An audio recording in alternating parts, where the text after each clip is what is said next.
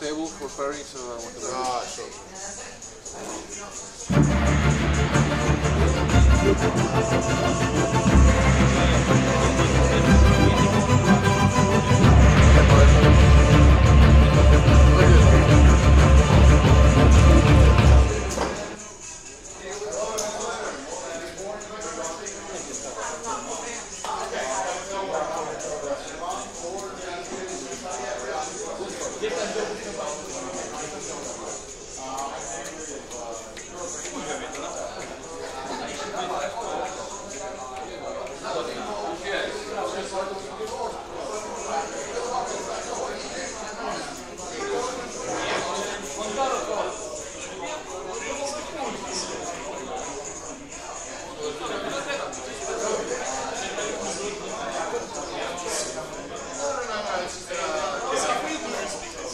Go on then, go through. Just grab the card.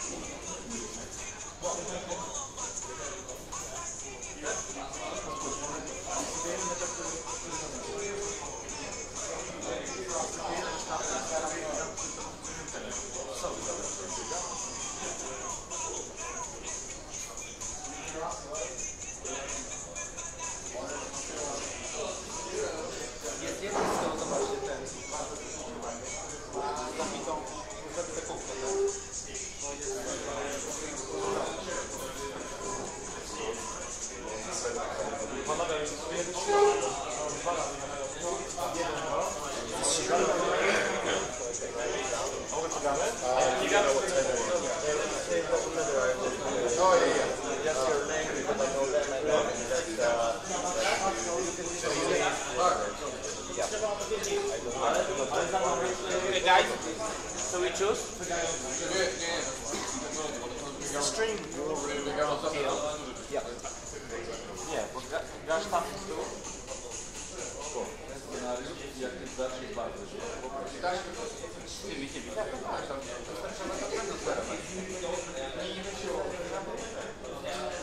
Ale to jest lepszy. Tak, ale z niego gotowy. Ale gotowy się go...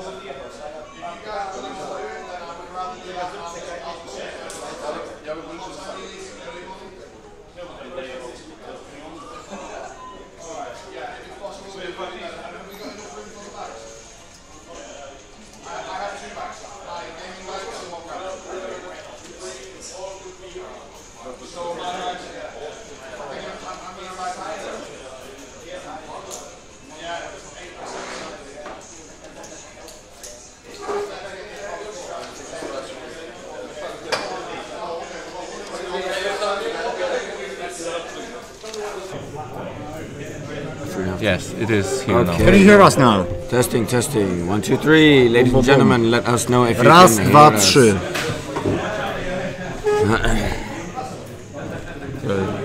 Okay, I'm going back. Dzięki. Okay, thanks. Yeah, okay, voices. Voices, there we go. Alright, let's try that again. Ladies and gentlemen, welcome to the War Machine Hordes World Team Championships 2018 Round 4. Hey! There we go. Yeah, hello, Good okay, to see so you. let's start again. Welcome to WTC 2018 in Warsaw. I'm here with George Busha. And I'm here with Piotr Palach. Hey, that's me, okay. We'll be looking at Poland Central, so team from here, from Warsaw, they will be facing Australia Flaming Galax. That's right. We're in the middle of pairing process. Sorry for the technical issues we have encountered. We're looking at okay, so Simon is here with us. So would you like to join us, the main organizer from Polish part? Yes. Hello everyone. Hey, that's the boss here. He is the man responsible with the plan. for everything that's going on right now. So we owe you a lot. So every bullshit is on me. So tell us, how is it going so far? So far I think that it goes pretty smoothly. We've got some small things that we need to Adjust? Adjust, yes. Really good word for it. But I think that everyone is really pleased for playing over here, so it's great for us. There's no mutiny because food is quite good quality, right? Yeah. Actually, yesterday we've got like a special core prepare only for breakfast. Yes, Oh, yeah. and it was like a small room, and when It was not big enough. When our people go over there from agency which we hired to coordinate. So you have an agency that is organizing that to too, right? coordinate everything. Oh, yeah. And There's a when lot of they- stuff, right? When they saw the like 50 millimeters line with all grown-up men who are standing waiting. patiently, and they were eating for the food, and it was like, oh, I That's didn't wrong. see it happen. What? So logistics. Logistics. Okay, but today's breakfast was perfect in the big hall where the dinner is normally, so that's great. And, I haven't tested it yet. I think they finished serving the breakfast, but It was good. Yeah, it was great, really delicious. Okay. Yeah, I'm really happy about this because if everyone is pleased with food, then it's Everybody's happy, right? No. exactly. That's very true. And How the pairing are going? well, we can take a closer look to the overview camera. As we can see, there is still Team Poland Central having a little war council there in the middle, and the dude who just approached the other guys, that's the Polish captain, Paweł Blados. And on the other side, we are looking at patiently waiting Australians.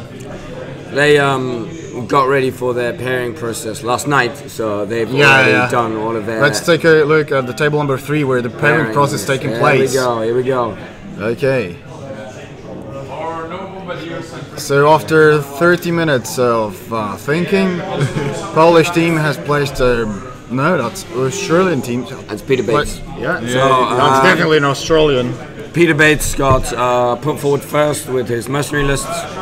Okay. We're gonna see what the Mercenaries. Peter Bates is bringing Austrian 1 and Gordon 1. we're gonna see what two lists the Polish teams. are Oh, gonna and be. on table 5 we'll be looking at not yet, not the table. Okay, so the first pairing is on. That will be Aaron Whale against Paweł Blados, the captain himself. That's correct. They're currently looking at the tables, and I think they have just agreed to play on table number 1. Yeah, I think they took table number 1. That's going to be Scorn versus, let me check, Aaron Whale is playing Kriegs. Scar 3 and Auspicious 3. Okay. Really interesting. Yeah. A lot of Slayers. What do you think we are going to see? A lot of Slayers, or maybe? I would expect to see Paweł. Yeah, I think Paweł is quite prepared to play this matchup. Let me check what his lists are because I can If I remember the remember Warlock. correctly, it was Yeah, Zadish too. And Zalwan and Zadish too. I expect to see. Okay, maybe I shouldn't shouldn't tell that loud because we are sitting quite close to the tables. I believe we will go to see Zadish2 versus whatever Crix player wants to play. Okay, so here we go. The continuation of the whole process. So morning Coca-Cola being drunk there. We can see Jeff see Kalia impatiently pacing in the background. Oh yeah. With his and we can see the application doing his on the Rocky tablet, impression. Right? The pairing process. Okay. So if the Australian would brought a really big TV, maybe they can see the matchup matrix from the Polish team. Oh yeah. So shall I turn it off maybe? Let's go back to commentator scam. Okay. So why don't we talk through the scenario that we're going to be playing? Oh, yeah, that's correct. Zosha, which scenario are we going to play? Pit 2. Pit 2. Okay, let's go back here. Let me show you the scenario, and that's going to be Pit 2 is... Maybe this one. Is it this one? Let me see. No. Yeah, but we're just looking for the... looking at the proper sheet with no, that's stand up. Okay, and there we last, go, we got the last one. Okay, that's the P2. Yeah, that's correct. So, Simon, as you are head judge for all the tournaments in Poland, could you please tell us about the scenario? So basically, we've got one circle zone in the middle with two rectangular zones back to back. We've got two objectives. It's pretty not live scenario, but I think we can see some interesting action in the middle. Yes, it would be really nice to see what they are going to play. What do you think, George? I think this is definitely a table and a scenario that kind of favors the more melee heavy lists. You're going to need a lot of muscle and a lot of boxes to keep contesting the centrally placed scenario zones over and over and over again. It's much more difficult to just toe in and be safely out of range of enemy gun charts or charge ranges because of the fact that all of the zones are horizontally oriented. And on top of that fact, it's a very wide scenario. It covers almost the entire width of the table, which means that if you just go in one big blob, you can have some difficulty. So you need some good flanking units that can go around the far edges and toe in to contest the rectangular zones on the flanks. You need some big, beefy, either warjacks or heavy/medium infantry to get stuck into the middle and keep fighting over a turn after turn after turn. And maybe at some point a little bit of range presence to try and snipe out the enemy objective at some point in the game. So meanwhile, sorry to interrupt, we already know what's the second pairing going to be. That's Peter Bates versus Mateusz Dziewanowski. And those are Austrians cheering up for the pairing process. They're going to play against Czech Republic in the very same room. So we are going to see Protectorate of Mena that belongs to Mateusz, and he will be facing Peter Bates with Mertz. Yeah, Austrian Gordon. Okay. So let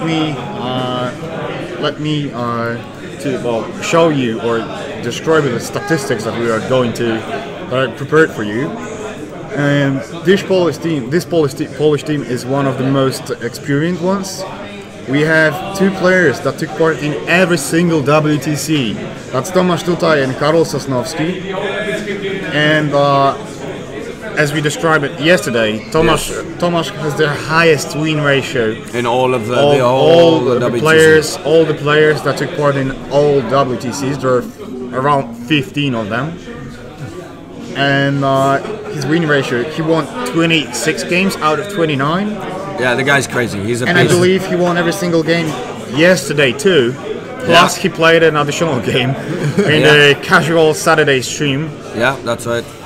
Yep. So those guys know what they're doing. Really good player from Poland. Yeah. And I'm just checking it now. How does it look like for Australians? Meanwhile, we are having some. We had some lists placed in the on the table 3. We'll check what's the pairing. Yeah. So we have some questions from the chat. Luckgod84, good to see you again. I remember you from last night. You asked if there are any casualties from last night. Well, there were, but they were given adequate medical attention by yours truly and are now back amongst the land of the living and playing in the main room. So yeah, that was George helping people. Yeah, obviously. I am ethically obligated to do so, but you know, I like to help. It does, however, mean that I only got to sleep about we an have hour and a half last night. Sorry, we have another interesting pairing that will be Tomasz Tutaj and his dream team facing Christopher Davis and his Kador. Hey, there we go. Okay, that should be an interesting matchup. Yeah. That will be either Black 2 or Iris 2 versus... I hope Chris brought magic weapons on a stick. Because we're seeing a lot of Gremlin Swarms, right? Ah, yeah, Gremlin Swarms, man. We've been seeing them all weekend. Every single game, they're just painting the They just game. stick around. Yeah. I mean, you're just like, hey, guess what? There are 4 scenario elements that you don't get to score. Yeah. Just because you don't have any magical weapons. Casually. Like a Pro player from round 1. But still you can, for example, on one zone you can use the objective, which gives magical weapons, yes, so... Yes, that's true. It may be pretty useful, try to like keep one contesting zones on the left, yes, and try to clean up the zones in the right on the right corner. hand side, yeah. It depends what solution Christopher has in his list outside of the objective. Yes. Yeah. It may be a really interesting game for sure. Yeah. Actually, all of these games will be pretty interested because, like, at this point, after 5 editions of WTC, there is no weak team. Yes, everyone is preparing for this event. Yes, there are some special camps where people, local players are meeting for 1 week straight, playing 50 games. Living in a war machine den. Yeah. Yeah, I mean, especially, I mean, at the end of the day, I mean, you have to think about it, right? I mean, say you're one of the Australian players, right? You've spent like however many hundreds, if not thousands of dollars/euros to get here. You know, you spend an entire year in preparing. They usually, especially the teams that have to travel far, they will usually come about a week early, or do a little bit of sightseeing, but it's nice to have some practice games. So they'll usually have a couple of days where they have a boot camp. They'll just play practice games all day long, so like 3, 4, 5, 6 games a day. You do that for about half a week or so, and that really gets you ready for particular matchups. You get to practice particular matchups that you're worried about, that you find difficult, or that you think that particular strong opponents are going to bring against you.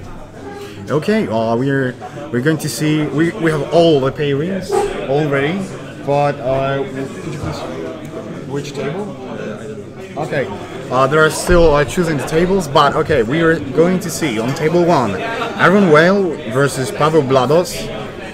Okay. Then we are going to see on table 4, Peter Bates versus Mateusz Dziewanowski. Okay, very nice. And on table 5, we're going to see Christopher Davis versus Tomasz Tutaj. And on, and we have all the tables. Could you please give me the pen? So I'll just, yeah, it's going to be, okay, thank you. So on table 2, we're going to see David Potts versus Karol Sosnowski, one of the 2 brothers. Okay. And on the last 3rd table, we are going to see Jeff Galia versus Konrad Sosnowski, the Crux player. Okay. We have some questions from the stream. We have the play judgment guys here, Andy Galea. Unfortunately, I have some bad news for him because the stream setup has to be dismantled fairly shortly after the closing ceremony. After closing ceremony. After the matches, it will be clean up everything. Yeah, so I don't think that we'll actually be able to live stream for the judgment in the evening. We're still going to be playing, but I don't think we're going to be live streaming it, which is a big shame. So it's pretty much Jeff's fault for winning his games. That's correct. Because the deal was if he were to scrub out and lose a game, then he would play on the Saturday evening. But because he decided to go ahead and win all his games and try and... There we go. Okay. Polish team is psyched and ready for it. Could you please move it? So Right now I'm biased. yeah, just Andy, to let you know, it's all Jeff's fault for deciding to play well and yeah, wanting to win the WTC. I'm just messing with you, but we'll definitely get those games played. What I will do is I'll see if maybe we can. I can engineer a rig whereby I can use my phone to live stream it on Facebook. Maybe I can live stream it with my phone on Facebook through the One time judgment. Jeff plays well. Yeah, exactly. Yeah, that one time. Okay. We have already players. Everyone's getting to their tables. Tables have been selected. Matchups have been selected. Players are going to get their stuff Starting unpacked, rolls. and they're going to do some starting rolls. Let's take a closer look on table number 1. Okay. So Pavel won the starting roll, and he's now thinking about which side to take. So, house in the middle. Yeah, that's the house in the middle. Yeah, Really the good for color of the pen contesting. changed. Yep, and okay, we are going to adjust that. Oh, so we're going to see Scar 3, apparently. Scar free. Yeah, Scar 3. Scar 3 has been very popular this weekend. Like every round, wasn't it? Yeah, I would have to say out of Scar 3 and Scar 1, so it's a bit of Yeah. a split between the two. So he's going to be playing Scar 3 into... What did we predict? I predicted the dash, Zadesh, okay. but I don't know if that's going to be the case. This may potentially be a comfort play on the Australian players' side. It's one of the things that I personally noticed last year at the WTC when looking at the way that people pick their matchups, is that sometimes they have a comfort caster which they have played a lot, which seems to be their primary caster, which they can play into pretty much any matchup, and then they will pick an auxiliary caster pair that is designed into specific problem matchups that they perceive as really difficult, and then they will drop that one caster. But if they can, in most other situations, they will just drop their comfort caster, and you can see particular players choosing. I'll get a closer look because I can see models being settled. Ah, okay, so that's Immortals. Okay, those are Immortals, definitely. So we are seeing Zal1. Zal1. Okay, Zal1. Let's take a look on table number 2, the beach table. Which is buggy. Yeah, there's a couple of things you can try to fix if you get problems with the stream. You can try refreshing the website, you can try reloading your browser, and alternatively you can also try pressing the play in a pop-up window somewhere on the bottom right. You can play in a pop-up window. There are sometimes that allows you to bypass some of the technical issues. Here we can see it right in the middle on the house, the big banner Yes, of the Welsh Welsh Masters. Masters 2018 sponsored house in the middle. Product placement. Product placement, that's right. Okay. I should have brought some ClogCon stickers to make the Oh. ClogCon 2018 hill. Yeah, we can see some cool trouble models. And I don't know if you know, but I have painted this Colossal the day before in 1 hour. Hey. So this is why he's cool, because it was painted in 1 hour. Yeah, he's beautiful. I think that you are personal bias on this topic. Oh, might be, might be. Okay, so what we are seeing over there, this is a Rusk. Looks like, yeah, here, I think that, For sure it's blue with okay, no drawing on this table. with a lot of lesser warlocks. Are you going to scroll up? Okay. Also, the flags are. Okay, no, yeah. Well, yeah, and then if you scroll up. Okay. Yeah, and then left click on whiteboard, then you should be able to join. Oh yeah, thank you. There we go. Oh, the thank God. Okay, so we're going to see, well, Earthboard, Molar, some Bisons, another model that I have painted 2 days before, the WTC, in less than 1 hour. Right. I was afraid that he's not going to play with those models, you know. Piotr obviously making, trying to get the word out there about his painting business that he's starting. Speed painting, basically. Yeah, and it's really good on a War Room PL channel. So Okay, so we're going to see. Is that called Grima? I believe it is. Oh, and Bear Force 1 again. Air Force 1. Finally. We have some questions in the chat about army lists after day 1. If there are any casters or factions overperforming, underperforming. Fun fact: Colgrimmer with bears outperforms everybody just because bears. It's super cool to see, and it really catches people by surprise. The one time that we've seen it, it just completely it caught the guy with his pants down, and it was super fun to stream and super exciting to watch. So we want to see some Bear Force 1 today. We're looking forward to that. Alternatively, to actually answer your question, whether or not Crix is as powerful as people thought it was.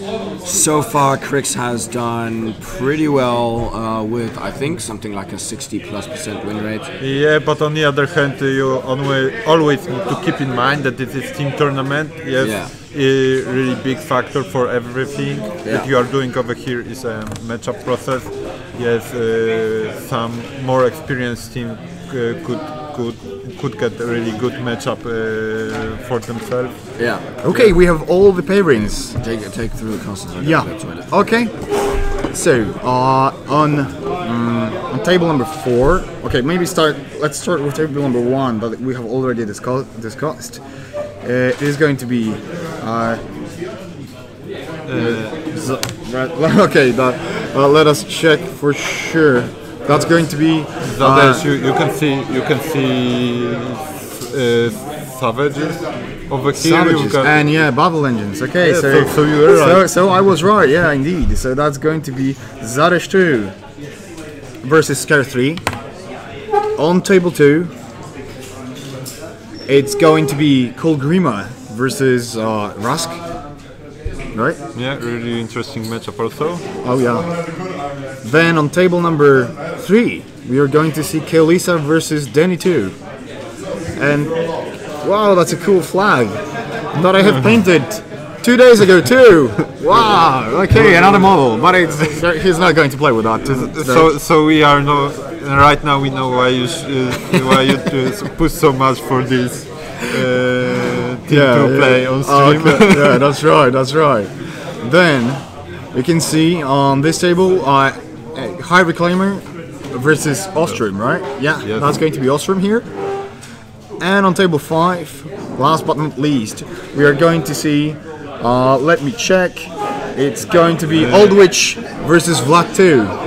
Okay, great, thank you. Really interesting pairings. What do you think? What do you predict? Maybe some interesting interesting Games? results may. Well, end yeah, up. this matchup, both countries are super strong and War Machine. Both teams are experienced teams, and I expect to see really tight games. I do not believe that we are going to see any top of two caster kills, right? Maybe something No, will I hope happen. Yeah. I won't be afraid.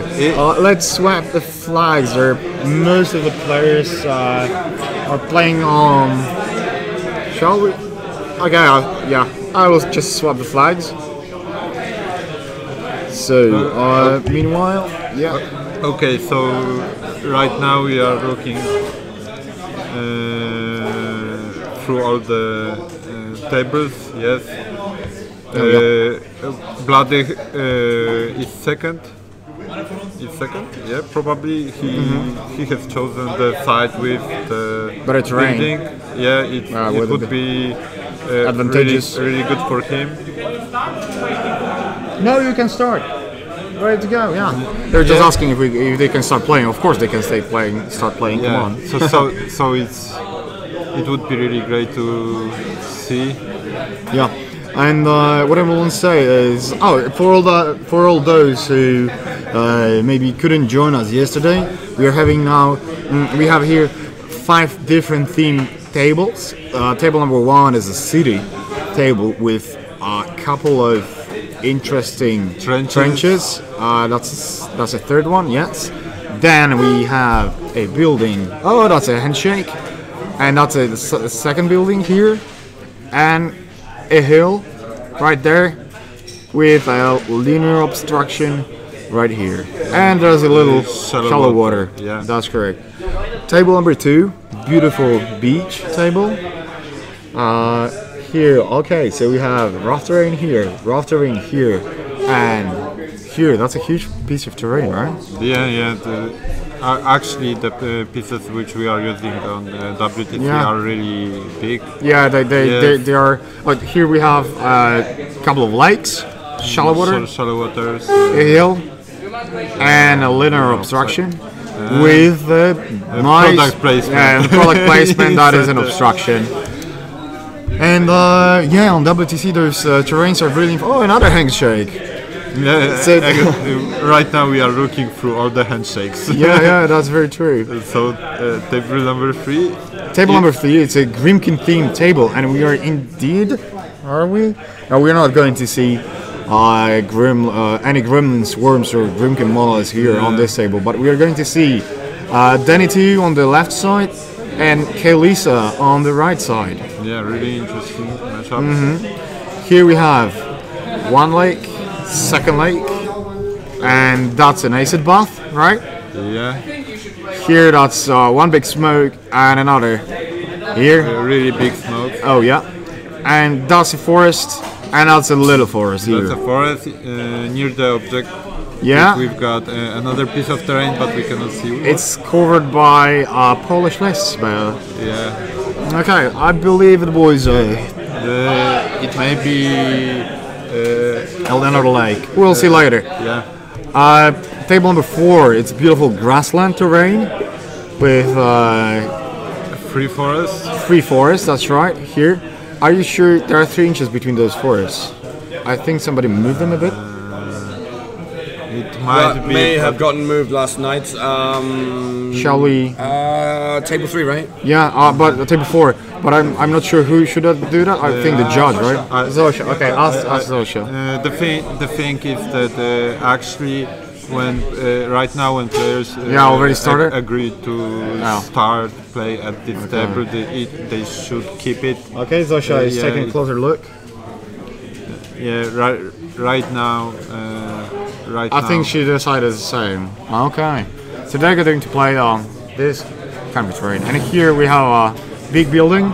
Yeah, the 2 hills here and here. Rubble?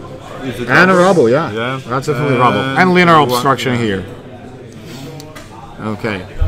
And last table, but not least, that's a desert table. The gap between those 2 forests is not a hindrance because it's not movement blocking terrain. Ah, okay. So it's not a big deal. Great, yeah. And on table number 5, the desert table, we're going to see Aldwych 3 versus Vlad 2. There are those chess-like pieces of terrain. That's a hill. That's Those a are hill. hills. Yes. And that's another hill. Big square hills, centrally located forest, conveniently placed trench on the right-hand side of the screen, giving a nice little asymmetric advantage to this table, and a nice little fire pit on the left-hand side of the table. Yeah, it would be interesting to see how this fire will involve in this game. Yes. Out of the games that we've done so far, it hasn't been that big of an issue. There's been a time, I mean, it does funnel your forces.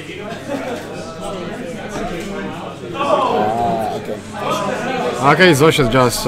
it's 2 inches. It's 2 inches, okay. So, and the gap is fine.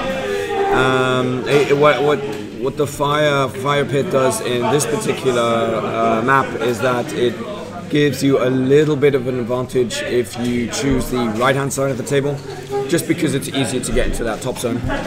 We have a short feedback from one of the spectators that the terrain kind of blends in. Well, on stream it might seem as it blends in, but next to the table it looks it's more distinguishable. And those tables are theme tables, so all the terrain and all the zones are matching the theme. So as yes, indeed, that might be looking hard to make out. Exactly. It's a little hard for you guys at home to make out because of the angle of the camera.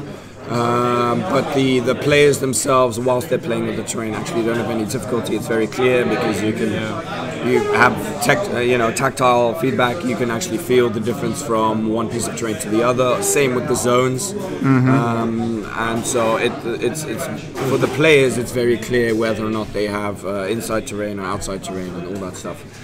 Actually, the contrast between the terrains and the tables isn't so big that we can clearly discuss, clearly see it on a table, on a stream, but on a table it's easy to say. You will see it, for sure. And yes, the terrains were made especially for WTC in Belgium last year. And they're being rented, right? Actually, the idea is that every next WTC, Belgium invests in terrains to use them for the other WTC. Okay. Yes, some terrains may be too big. They're quite big, But it's really interesting to see that terrain is really influential. It's really influential, and it closed some possibility for playing. For example, Vladimir won with Vlad 2.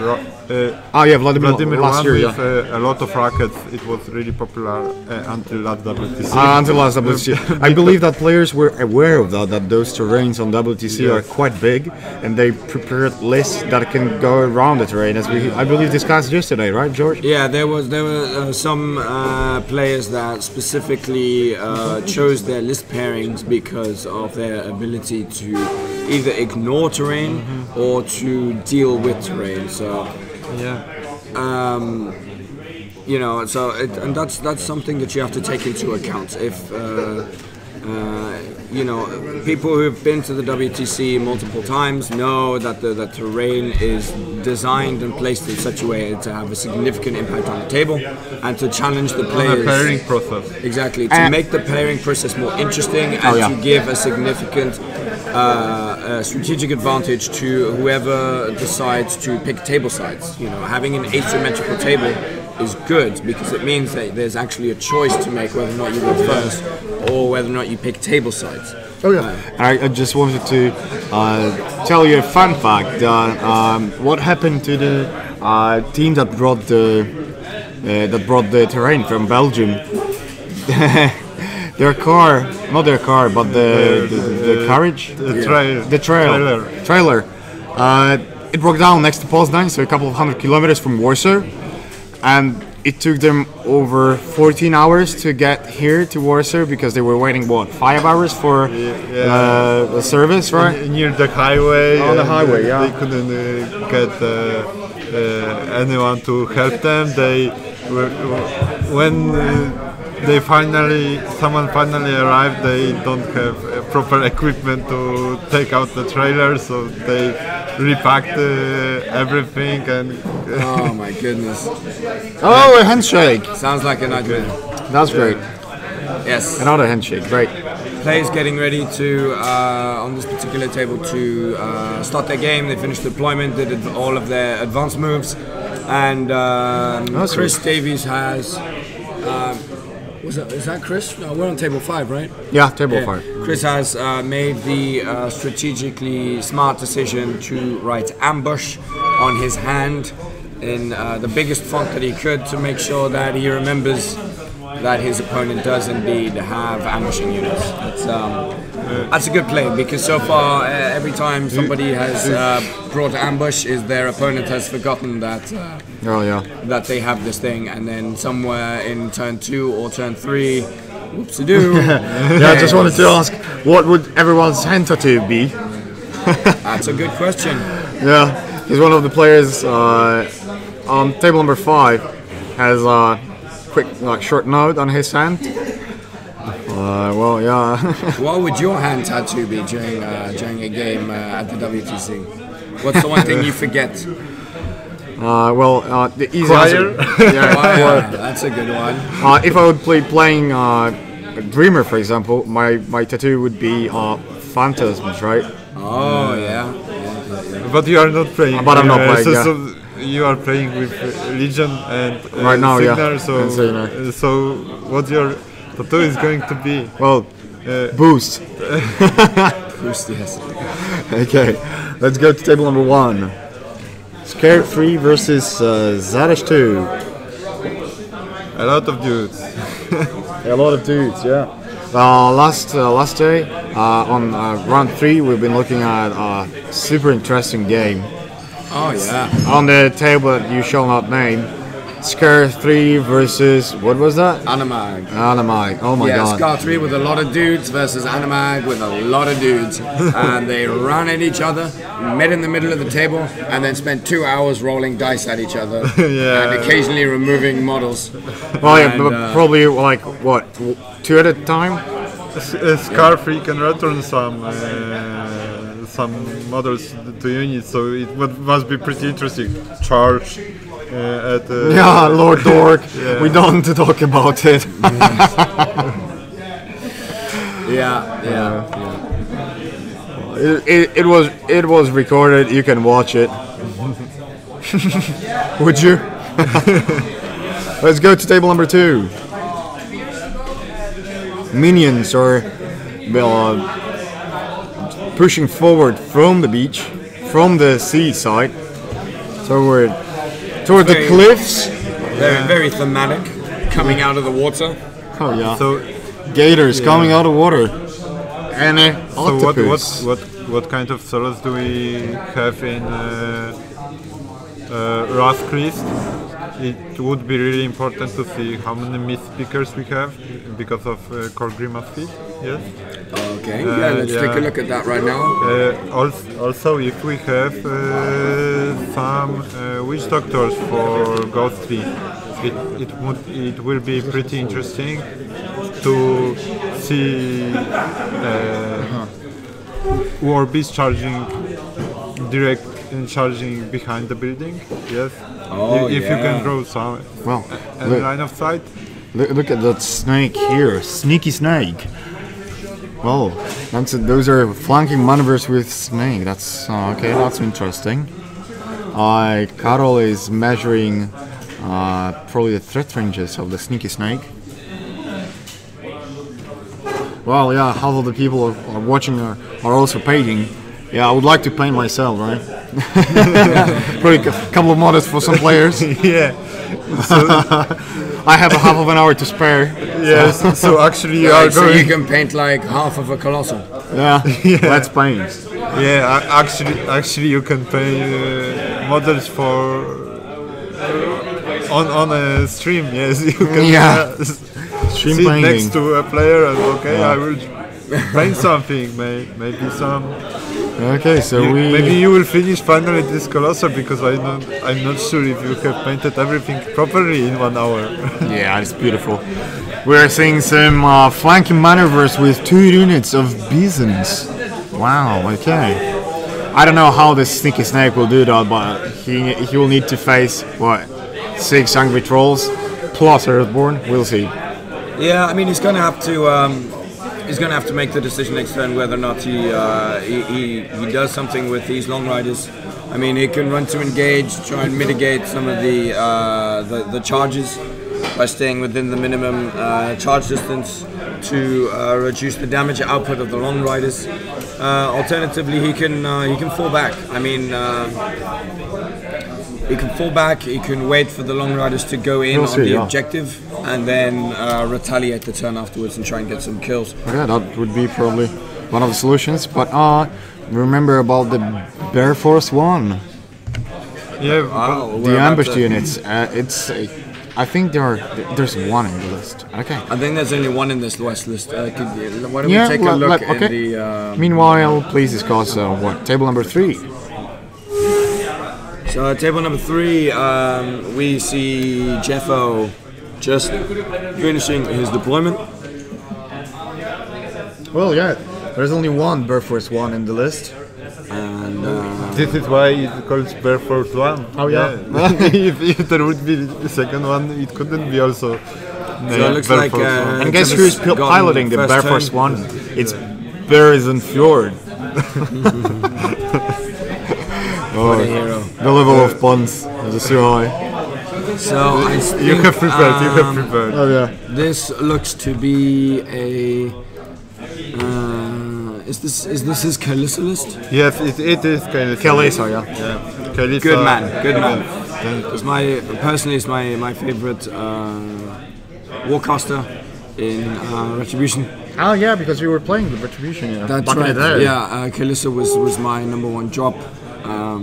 Last time I actually played against any Australians. I actually played against Jeff in the 1 week practice matches before. We had a Dutch versus Australian practice day, and I actually ended up playing against Jeff with my Kalissa into his Kalissa because we had to find out who was the best Kalissa. And who was the best? It turns out that the best Kalissa is the Kalissa who feeds second. Actually. And I feeded first, and I lost. Actually, this is a really important thing to know, that if you've got like a caster with really defensive feed, controlled defensive feed, it's really often better to use your feed second. Because the impact on a game is much bigger. Yeah, exactly. Yeah.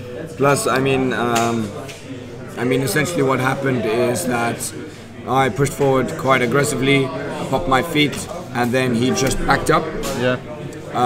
So I basically got nothing out of my feet, and then he counter-feeded, and then I wasn't able to do anything, and then he was able to get the alpha strike. Do you think that will be the case here in this round here, the matchup between Danny 2 and Kalissa, that you should feed second? We'll see, right? It depends because Kalissa is playing as a first player. He has first turn, right? Yeah. So basically, I think that Kalissa may try to feed aggressively. Oh, we'll see. Yeah. Yeah. Okay, some quality measurement widgets. The big part of the Kalissa's feat here against this particular Danny 2 list is the no charges. I mean, that's the most important part. So you're going to want to use it at a time when you commit heavily to a scenario zone. Or to protect your warjacks. Because I mean, with Crix, the majority of their damage output comes from charges. So if you're in a position where you commit all of your warjacks to say, okay, I'm gonna contest really hard, make a power play from the scenario zone. You put in all of your warjacks, you put in your AFG, then you pop feet, make sure that they can't charge, and then all of a sudden their damage output goes dramatically. There's a question on chat. Well, how many aggregors, how many covens are there on tournament? There are only 5? No, 5. Coven 1, yeah. 5 aggregors. You're welcome. Okay, shall we switch to table number 4? Okay. The grassland. Ooh, okay, so you're seeing some advanced movements on Protectorate's part. Dispersed models, like playing really aggressively, being already in the middle of the board. Yeah. It would be really interesting to see because Jekan is trying to flank with his That's models. Jekan? Yeah, that's Jekan. Polish Mateusz, yeah. Player from Let's Try Pom. Yeah. Yeah. Product placement. Is what measuring the threat ranges, right? Yeah. Here. Oh. Okay, laser. Oh. Sorry, the camera froze. Let me switch to table number 5. Meanwhile. Oh, okay. So on table number 3 we've got Oldwich 3 with Vlad 2. Really interesting because Christopher is one of the best players in the world, and he's still playing K-Door. Yes. Armor Corps. Yeah. So it's really interesting that you can do pretty well in an event like this, even with faction who is probably weaker. A lot of people saying stuff like this, but still it would be really interesting to see how it does. Yeah, exactly. Yeah, I mean the Armored Core is I think somewhat of an underappreciated list. But maybe, who knows, if they win the whole thing, that might change. You know, nothing shakes up the meta quite like winning the WTC with a list that people consider to be weak. Oh yeah. I mean, Chris obviously has a ton of experience. He has lots and lots of play hours with K-Door. He knows their weaknesses, he knows their strengths, and he knows how to play it into the matchup. So he's not gonna make rookie mistakes. The thing with K-Door is they punish mistakes because they're not that forgiving as a faction. So if you misplace your models, you can end up getting them removed for little to no benefit. You know, Man of War are tough, but if you misplay them, they can still be killed, and it takes a while for them to get their value. You know, they have to. The whole point is for Man of Wars to survive turn after turn after turn, applying constant scenario pressure and slowly grinding out on attrition. Yeah, those are the suppression targets, right? Templates. Oh yeah, look at that. So yeah. Very nice. Really good control of the table from his side. Let's get back to table number 4. So you'll be leaving. Yeah, I'm leaving. Okay. A lot of organization stuff. Maybe I will join you later if you will. Okay. You will be happy to have you. Okay. Thank you, Simon. Okay. See you later. See you later. Okay. So we managed to refresh the camera on the 4th table. So the Menoth on Menoth action is... No, Manoth on Mercs. Oh, there we go, yeah. Manoth on Mercs. Menoth on Mercs. So this is a... we have a bit of a bunched up army deployment here by... let's see... Who's playing on the... Is it... Yeah, that's Peter Bates. He's looking to probably commit minimally to the bottom zone, and try to focus on the middle and a little bit on the top zone. The top zone being a little bit advantage for Peter because he's able to utilize just contest right there. This spot right here, which is a very, very safe place for him to be. And but well, Mateusz has the same advantage, right? Mateusz has the same right advantage. Here. But Oh, right here. Yeah, but on the top zone, Mateusz is going to have to expose himself in order to deal with the objective. Oh yeah.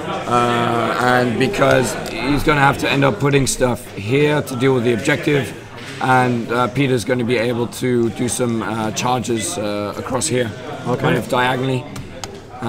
So this particular top zone, this forest, favors Peter a little bit, in my eyes, I think. Mm-hmm. But I think that's the beginning of round 2, and that was Peter who chose to start, right? So Mateusz could choose the terrain. So for some reason, he has chosen the left side. Wow. We'll see. We'll see how it will go. That's because of the bottom side. Yeah, I think this objective is protected fairly well by this forest, and I think Peter realized that pretty quickly. That it's going to be too much hassle for him to make an attempt on his opponent's objective, at least in melee. Oh yeah. So he's going to have to. And he can just contest right here, being safe from shooting threat ranges. Exactly. So that's that bottom zone. If you're the player on the left-hand side of the screen, that's a very safe zone and very easy to defend with minimal investment. Yeah. So I think that may be why he picked that table side. That's probable. That's probable. Let's get back to table number 1, where the big floating boat is. Boats against turtles. Boats against turtles. Who will win? Yeah. The boat. A boat. A boat. Or the boat. Half a boat. Half a boat. That's about half a boat. Yeah. Okay. But it still floats somehow. So. Yeah, I mean, this is. I mean, the scorn is not necessarily a disadvantage into this matchup. I mean, the turtles are really good at putting out a really high volume of quality attacks. Yeah, so will the deceleration here in this matchup will be the issue for scorn player with shooting? Do you think plaster armor can save those molds from dying quickly? I don't think that the Ogren and the trolls that the Kriegs player is bringing is really going to make that big of a difference. Oh, yeah. I think they're squishy enough that even with deceleration, most hits from a turtle will probably kill their targets. Oh yeah! Look at those beautiful flames here. Yeah. I didn't paint that. You didn't paint that? No. I wish. It's one of the few models on this batch of 5 tables that you haven't painted. But that's okay. You can't paint everything. You have to leave a couple of models for the other people as well. Oh, okay. So yeah, that's true. Martyrs are Russian Veil with tough and no knockdown. Well, yeah. So that's plus deceleration, but I believe they might be out of range of deceleration. We'll see. But that's true. Tough and no knockdown can, if he'll be rolling toughs 5 and 6s, he'll be able to survive. We'll see. Okay, let's go to table number 2. Now we can see the troll layer pushing forward toward the left flank. Yeah, so he's basically reacting to what his opponent is doing. The minions are pushing forward very aggressively on the bottom flank. Oh yeah, and can you see the threat range of Bearson Fjord being measured here? Yes, exactly. That's a useful reminder of what not to do. Yeah. Is forget about the bears. So just leave a proxy, a measuring widget down on the table that reminds you, hey, let's not play on this part of the table. And that's exactly what he's doing. So he's making a hard push for the center. He's probably gonna come around this house on the bottom side, and the troll player has responded by wheeling around and he's probably going to try and make a pretty hard. He's going to try and make a dash for it over here next turn. Somebody has to commit. Push in here. Well, I mean the troll player has long riders. Sorry, yeah, the troll player has long riders, which means he probably has the alpha capability, which means that he gets to choose when and where the fighting starts. Yeah. He can be pretty patient. He can bide his time a little bit. There'll be a long game, you predict? Probably. We'll see. Probably. Yeah. Let's switch to table number 3. Oh, the retribution has grouped up in the middle. Yeah, mainly because there's an acid bath here. Oh, that forces the retribution player. Funneling the single wound infantry here. Oh yeah, and he's covered with this smoke. The smoke, yeah. I mean, not that this Kriegs list has a lot of guns. I think there's like 1 unit of Satix's pistol ladies, and I think that's about it. He's not necessarily worried about all of the guns, but he does have to keep in mind charge lanes. And so yeah, he's probably gonna try and unpack this this cluster of red models next turn to try and gain some more table position, toe in all of the zones, and force his opponent to start committing models so that he can initiate the peace trade. Yeah. Well, we know that clusters and names would be nice on screen, but because of technical issues it would cost and how much time it would consume, right? Yeah. It would be very difficult to change because we have a general overview layout, and changing it every time could be very difficult.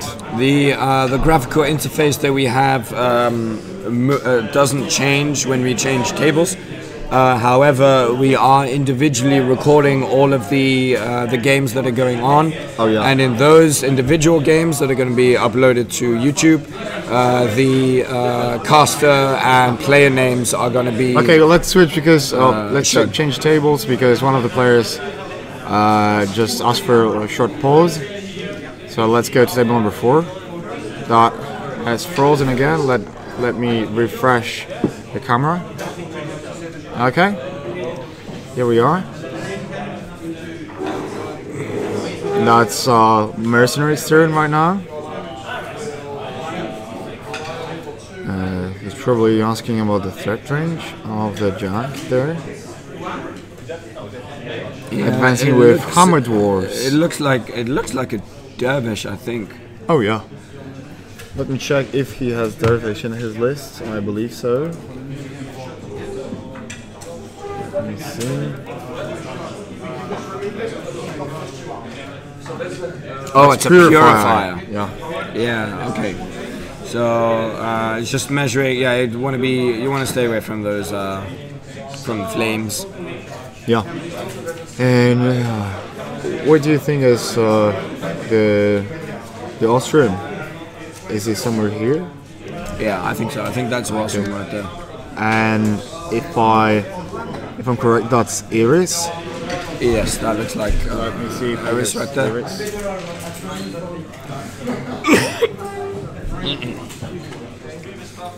Yeah, that's Iris. Okay. So Merc player is measuring distances and threat ranges. And oh, that's a Gorman. Then where's Ostrom? Probably behind the cloud here. Okay, we'll see. Ah, that's a cool cloud with that's a cool WTC widget. That's an AOE 3. Nice. Cool looking cloud. And it's a soft neoprene one as well, which is really nice because it's it's bendy, so that when there's models standing next to you, you can drop it without moving them, and then when you move the models away, it just pops into position. Yeah. It's very nice. Oh, that's probably the Energizer from Austria.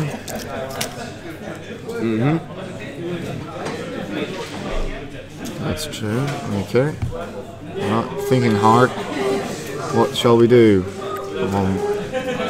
As we said, this bottom zone will be difficult for Peter to to capture, right? Sure. Easy for Mateusz to contest. Measuring the threat range of Purifier. Yeah, but next turn, Peter is just gonna pop a he's gonna pop a heavy here to toe in this bottom zone. Probably next turn. Yeah, well, when he decides to feed. Oh yeah. So he needs his opponent to get closer. So he's probably waiting for that. If Mateusz decides to play it slow and play it safe, and he can actually Play aggressively and push really hard deep into Protectorate's lines, right? And no, Mateusz, if he keeps it cagey, then he can stop Peter from feeding. oh, okay. Because Peter wants the Menoth forces to get much closer to him so that he can get into just either run to engage or charge and get stuck into melee and then pop feet behind it. Oh yeah. So that he gets two full turns of punching Menoth dudes to really try and score a huge attrition lead. So if Mateusz decides to play it safe, hang back, commit only a few models, the bare minimum that he needs, and pressure Peter into with this bottom zone. Yeah. He can use the bottom zone to pressure him by getting a scenario advantage. He can quite easily contest the top zone by just popping a couple of dudes here. And then he can force Peter to commit something more valuable. Peter doesn't really have any disposable contesting pieces that are in range to contest next turn. Just light warjags probably, or Hamid warjags, Exactly. but they're not that fast. Yeah, so either he's going to have to commit like maybe this one. I mean, it looks like Peter has specifically picked this warjack over here, this gun bunny to contest here.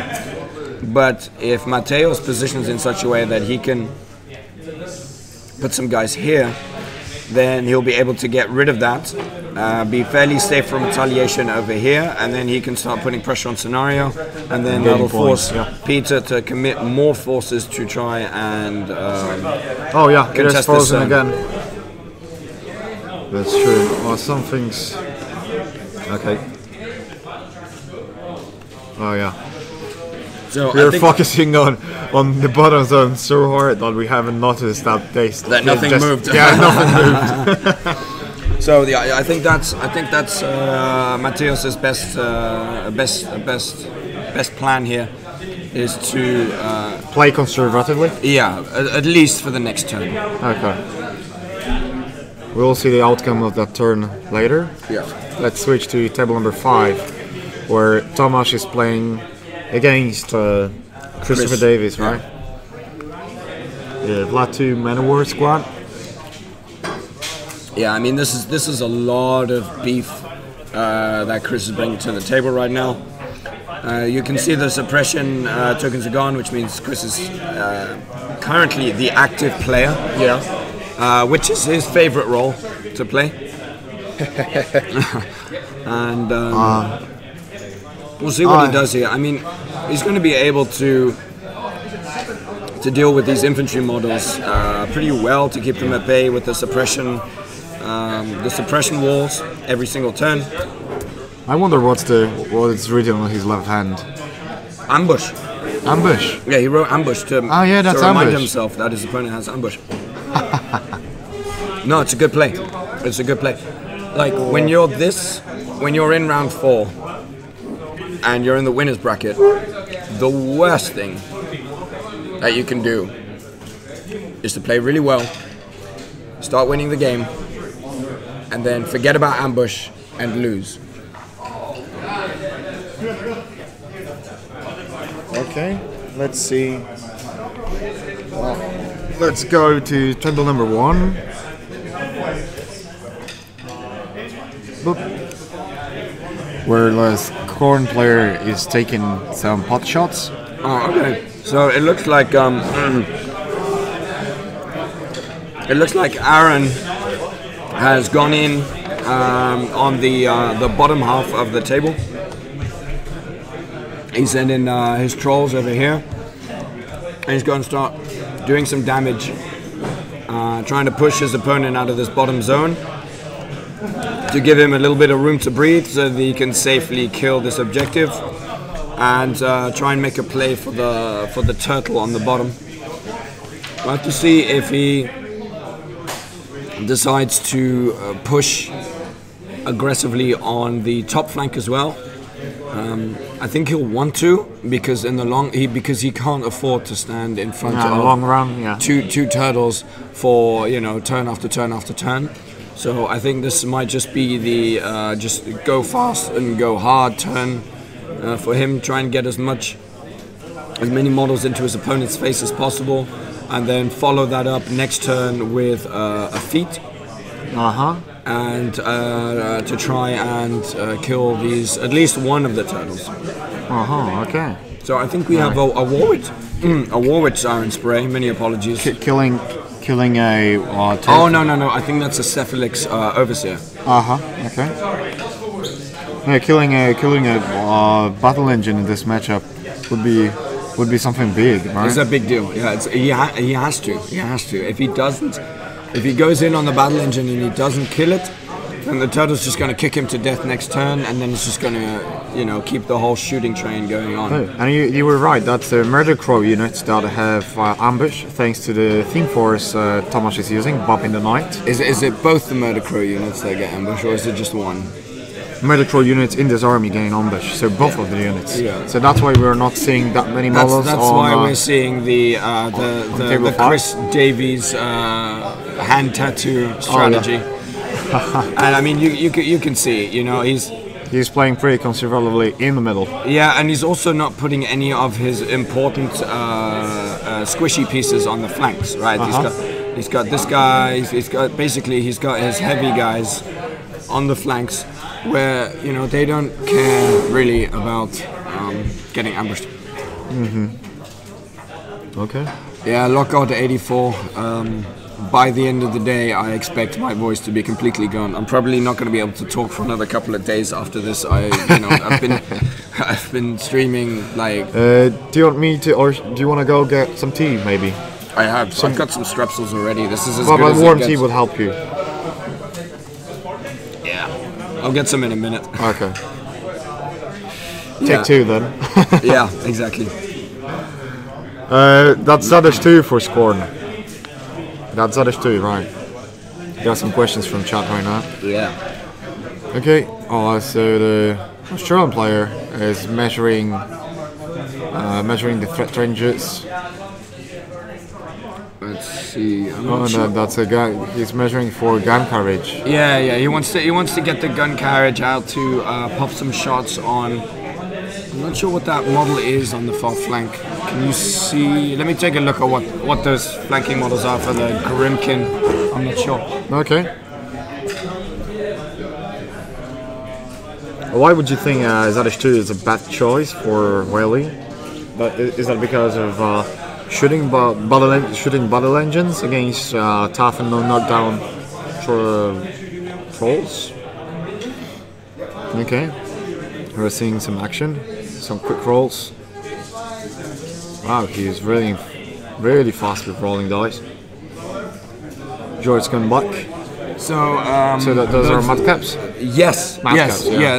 The reason why I wasn't able to identify them is because I've never seen them before, and we haven't seen them on stream all weekend either. So that's why. So he's got two flanking madcaps, which is pretty cool. I mean, they're perfect. They're perfect pieces to put on the flanks to contest the zone and to just bother. Yeah, just to be super annoying and just to send explosives at you all day long. Crazy gremlins. Huge pain in the ass.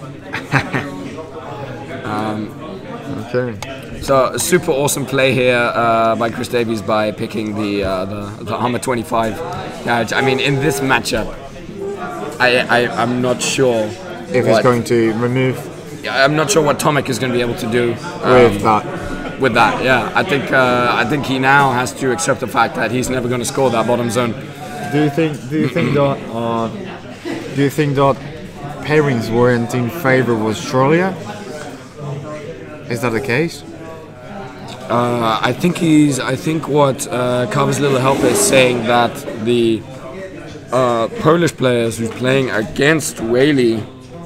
On turn 1. Yeah, the Zadesh. I think he's saying that the Zadesh pick was a bad choice. But I think that was a safe choice because in the second list, the Crix player had Auspicious 3 with a lot of Slayers. Yeah. So I believe he was expecting Slayers to be dropped. So and if he were to play Zal, then he would have lost also lost against the Slayers. That's quite probable. Yeah. Okay, yeah. So I mean, yes, your chords. You are right that the constructs are really good into Crix trolls. But yeah. But like we just said, you know, there's a significant risk that you go up into Caspi 3, and if in doubt, you're probably better off playing a slightly safer caster that is okay into both matchups, than to pick one caster that has one really good matchup and one really bad matchup. So I think that's just the thought process that you had there. That's well, you might ask Pavel after the game. Yeah, actually, what is his plan for the game? We'll ask him, why, Zadesh? Yeah. Why? So we have Lord 17C asking why Crix like Slayer spam now. Oh, I don't know why. It's because Carapace. Yeah, that's true. It's that simple. It's that simple. It's Carapace. And if you have Carapace as a theme force, what you want is as many heavy warjacks that you can get that have a decent power that are able to kill other heavy warjacks, and then you want the cheapest heavy warjacks you can get, so you can get as many models with Carapace as possible. And that's why you end up with Slayers. Personally, I would also have, I would have mixed it up a little bit, and there are a couple of Crix players who have mixed it up a little bit. They didn't go only Slayers. Yeah. They kind of brought a little... Some Inflictors. Some Inflictors, Death Jack, maybe like one or two character jacks here and there. But the Slayers is the most bang for your buck. It's the most cost-efficient package at doing what it does, which is providing boxes that are good at contesting scenario and that do pretty decent damage in melee. Okay, we'll ask after the game. So we can take a look here just at the top of the screen quickly. So he has pushed forward, but not too aggressively with his trolls up in the north. So basically, he's gonna ride out the shooting on the top side of the table a little bit for this next turn, and then he's gonna. It looks like he's positioned to do a mass charge on the top turtle, and to just wipe it out with that unit of trolls. Okay, let's go to table number 2, where minions are pushing forward from the sea. Okay, as we said, we are seeing just runs. I'm just going to check something. Yeah. Okay. George is going to check what those mullahs are, but I believe that's fourth roll. And that's some small base cello. Okay, George. So what's okay? So we have some pretty smart play here by the Polish troll player. What's his name? Karol.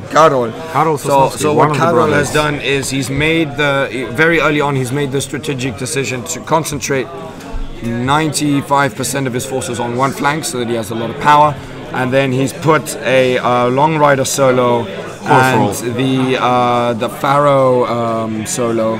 The Maximus. That's on the far flank. Last game we played, he was rather minimus than Maximus. Yeah, failed hard and died. Last game I played with my friend. Yeah, that's probably why he's been relegated to far flank scenario contesting duty. But this is, this may look weird, but in essence, this is what many players do, but they don't fully commit to it. They'll do something like he has Maximus. They'll have their army here, and then they'll send one guy to contest over here. And I mean that's what he's doing, except he's doing it in a much more dedicated, extreme version, right? The safety that you get from being all the way at the bottom end of the screen here is that you're completely out of range of any kind of guns, any kind of spells, which means you get to completely control when you choose to contest this bottom zone. And you're forcing your opponent to either ignore your contesting model and never score that zone, and those or models, to commit something, and as soon as your opponent commits anything, he's automatically overcommitting, and then you punish him on the other flank. That's true. And those two models are hitting really hard. Yeah, which means you can't just send some random chump to go deal with the contesting model, because I mean the Long Rider solo is going to be able to put in a lot of work. So whatever goes here to take care of Maximus has to be tough enough. Karol Sosnowski, his list called Grima 1 has Maximus. Okay. Let's go to table number 3,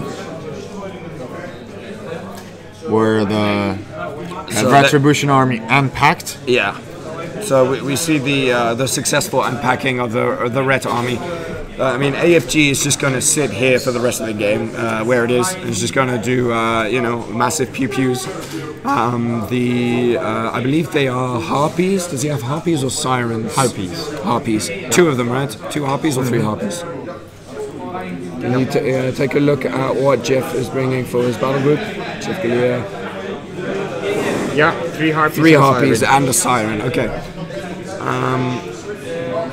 So I mean, he's going to be pretty comfortable now, just holding the position that he has here, and just spending roughly the next 3 turns whittling down his. Is that a feat turn, right? I will go check. Okay. A feat turn, yeah. It looks like it, because this is definitely inside charge threat. And with the fairly aggressive posturing that he's done, I mean, if you look at the placement of his infantry models, I don't want to interrupt. That's a pin. Yes, lying here. Okay. And I don't know if that's a feat token, and I do not want to interrupt into the match, as we are having top brackets. So we'll see later. Let's jump to the grassland table, as we are seeing some measurements being made by the Australian player. Okay, so I'm not sure what baits you. Oh, I think we have something coming in off the side. Let me check for you. Is that a anesthesia? It looks like it. Let me check.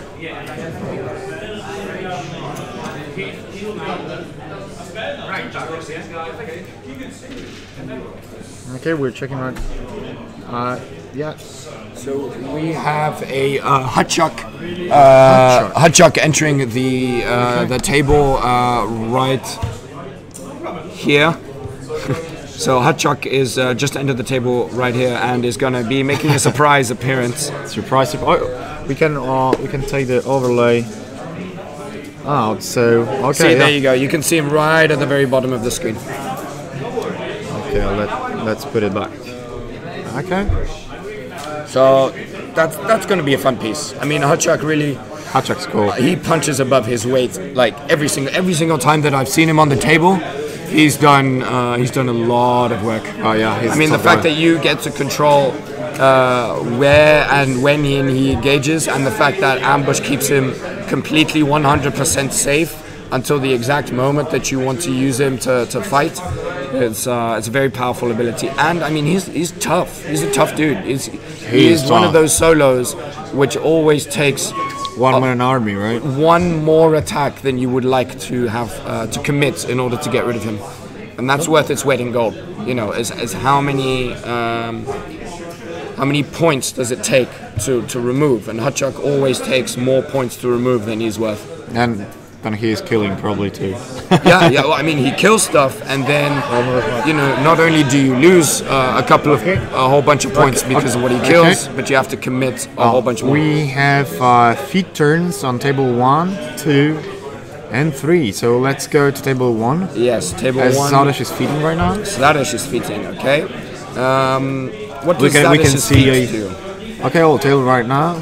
We can see a cool feat token being placed, and let me check what's Zardosh's feat. Okay. So it says that while you're in Zardosh control range, friendly faction models gain +2 strength and +2 mat, and get a defensive strike. All friendly faction models, so that would mean all his Cyclops, right? Yeah, and sure. a Gladiator will have a defensive strike.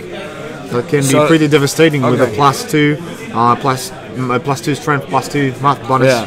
So I think that the +2 strength is nice, but not a super big deal in this particular matchup, because he's not gonna be going in on any warjacks or anything.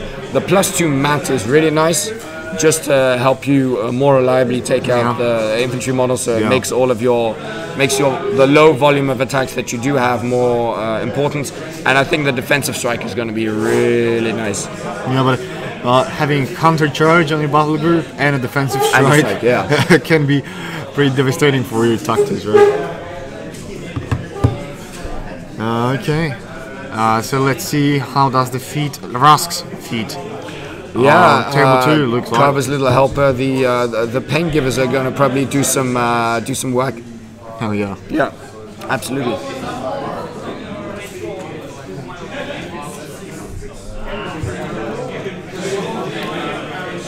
Okay. So now we're looking at the Rask feat going on right now. And what it does is that while you're in Rask control range, friendly faction models cannot be targeted by attacks, charges, or slam power attacks made by models more than 5 inches away. Okay. So that gives a really defensive, super defensive bonus. feat. Yeah. It basically it doesn't really matter about this part of the army because they're completely safe. The objective is gone. Oh yeah, there you go. He went on the objective. And since Rask feated, he cannot retaliate, right, with his models. Maximus is dead as well. Okay. So he's cleared the rectangular zone, and he's using the feat to. I'll go check where's Maximus. Yeah, he's going to be protecting this octopus, this wrestler right here, and this, especially this turtle right here. Yeah, so Earthborn's gone, and Maximus was rather minimus in this turn too. Yeah. As he's dead right now. So effectively, he's feeding here to protect like 4 models. Oh yeah, that's his model group. But we'll see. I mean, because he's feeded, he can afford to move a little bit more aggressively here with the models that he has remaining. I think he's about to pass the turn. Yeah, and he's started scoring 1 for the bottom zone, and that kind of puts the clock a little bit on his opponent to get up and do something. Oh yeah, and now Hot Throw cannot retaliate, cannot charge the octopus. Yeah. So, by the bear first one. There we go. Yeah. Time to drop some bears. Right about time. Putting them again. But the bears are not going to be able to charge him. So. Oh yeah, they'll be just contesting, right? These are just going to be walking bears. Walking bears. Okay, let's go to table number 5, as we haven't discussed it for quite a while. Okay, so we have the reactive player on the right hand side. Reactive player, yeah, that's right. Currently doing the performing the role of marking damage boxes whilst his opponent rolls dice. And I mean, he's bunkered up quite nicely. He's utilizing the Center Forest to protect himself from spells and charges and all that stuff. He's got the 2 flanking suppression walls. And I'm not sure whether or not we've had any murder crows ambush yet. Yeah, let me check. What's the Table 5. chariot? Here, which one is it exactly in his list? I think it's the siege chariot. I may be mistaken. That's a siege chariot. That's right. That's quite a new model, right? It's super cool. Difficult to get him in Europe. Yeah. It has some cool gun, range 10, power 20, and it has smite. You can slam model d6 inches directly away. That's quite cool, isn't it? Power 20. Nice. You have to take that into account. Yeah, power 20 is nothing to laugh at. So Tomek, I believe, has managed to clear the bottom zone. Okay, so he pushed away the what's the name of the Devastator? Yeah, the clamjack on the bottom. I'm not sure which. It's the regular clamjack. Yeah, Devastator.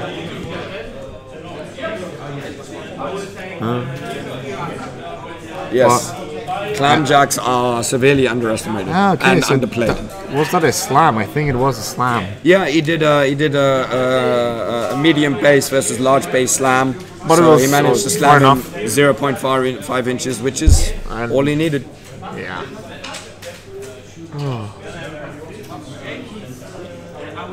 Let's go to table number 4. Well, yeah. Okay, so we have Patsy going here next. Is that a feet turn? That's a feet token, definitely. Beneath his hand, you can see, yeah, that's a feet token. Okay, so he's going to want to push up pretty aggressively here. He's just measuring his control zone, seeing how far he can advance to contest. So, I mean, he's going to have to contest the bottom zone with something quite meaty.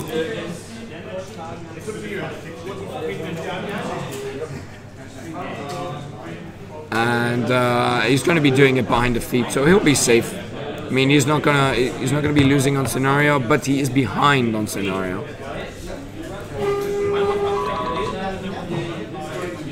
Sorry, my phone calling. Okay.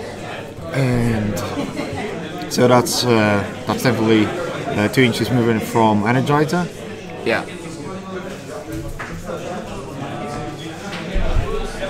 Moving his Vortex forward. So do you think that would be the aggressive turn on Merc players? Well, no, because Mateos played it safe, kept his distance. So now Peter has a feet turn where he's not able to do any damage during his feet turn. He has to wait until after his feet turn to do damage. So he's going to be spending most of his time now just running into position. He might be able to kill a couple of infantry models on the top zone. But other than that, I'm not expecting very many casualties here for High Reclaimer. Oh yeah. And he still has feet, right? That will bring back a lot of models. Yeah. I mean, but he has to lose them first, so you can sit pretty. And we can already see 2. There we go. Okay, nice little spray. Gone. But you know what? That's a Seneschal contesting the. So he can only bulldoze him? Can he push Seneschal? I think yes. You can just kill him. No, but he will stay there until the end of until the beginning of Mateus's turn. Oh right, yes, that's right. He will be. Whatever he do, he will be there. Even if he won't kill any models afterwards, he won't kill, but he will die in Mateus's turn. Yeah, I think Peter's not looking to try and score points on this turn. He's just trying to clear what he can and push forward a bit aggressively so that he has a good position. And the objective is gone for next turn. So we can see like 2 points from Mateus. Yeah, he managed to score the bottom zone and he managed to take the objective on the top side. Oh, that's true. Okay, let me check which. Let's go to table number 2, and as we are seeing the Colbrima player turn.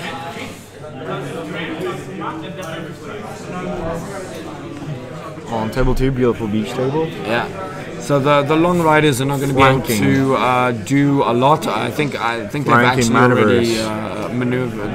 Yeah. So basically, he just said, okay, I can't charge, can't do a whole bunch of damage. I'll just reposition, stay out of your threat range, and then just wait and just do it next turn. Oh yeah. Try not to lose on the scenario in the meantime. Maybe score some points. He's down to 1 contesting model in the bottom zone. Actually, no, never mind. He has a bears. So he can contest that bottom zone by sending in 1 bear at a time over the next 4 turns. Bears and Fjord. There you go, man. You know, they're really powerful scenario pieces. Really powerful scenario pieces. Especially because they allow you to do things like concentrate your entire army on 1 flank. When you can be safe in the knowledge that... Just draw a line. And now Chris is gone. Okay. Safe in the knowledge that you have contesting pieces. You don't have to worry about just, you know, getting scored out of the game. And it really allows you to concentrate your forces. So it needs to push a little bit to not get pushed out of the zones. But he's waiting to ride out this feat and then do damage next turn. Yeah. We'll see. Trouble player definitely is able to contest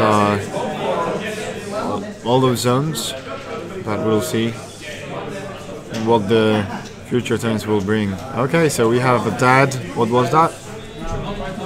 I'll check what just died.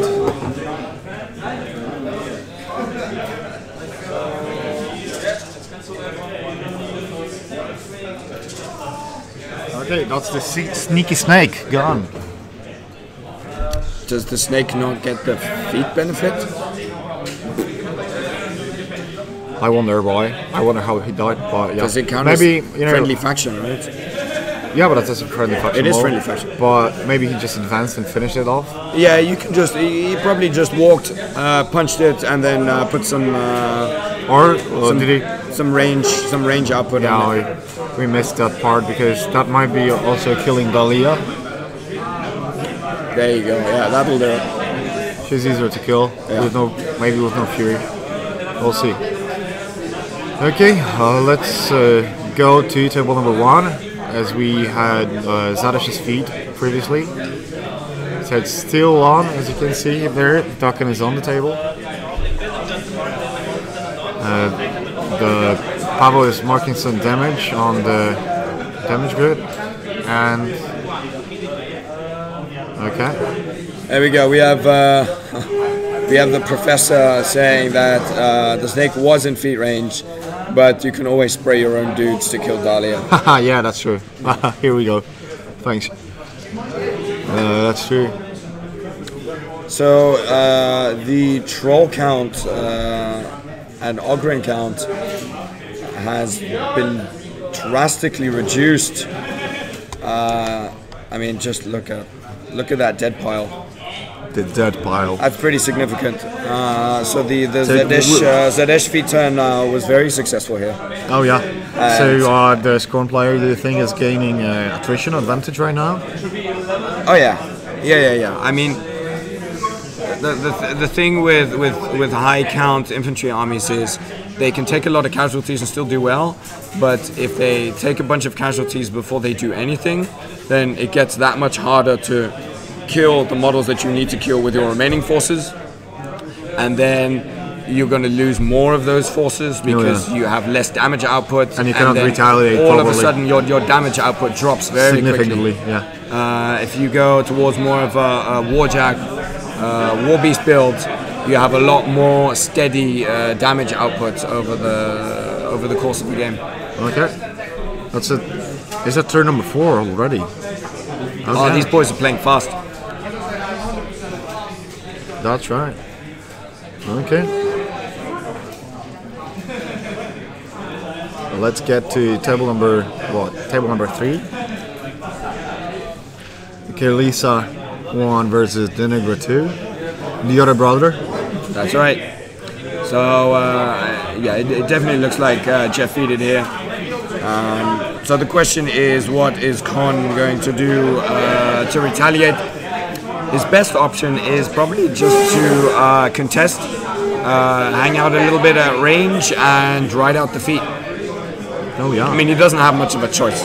I mean, he could run to engage, which might be fun against like the Harpies or something, but Kalissa is pretty good at extricating herself from these kinds of situations.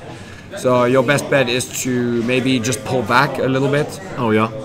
Try and protect your forces. Make sure that you're contesting decently but not overcommitting. Riding out the feet and then counter feeding next turn, and then doing a whole bunch of damage, and then just pushing all of your guys in. You know, this kind of half-ass, like, you feed it defensively. What I'll do is I'll give you half of my guys. That's not good. Oh, we have a judge call. We have a judge call. The table number 4. Yeah, there we go. Controversy coming. I'll go get there. I will go there. Sure.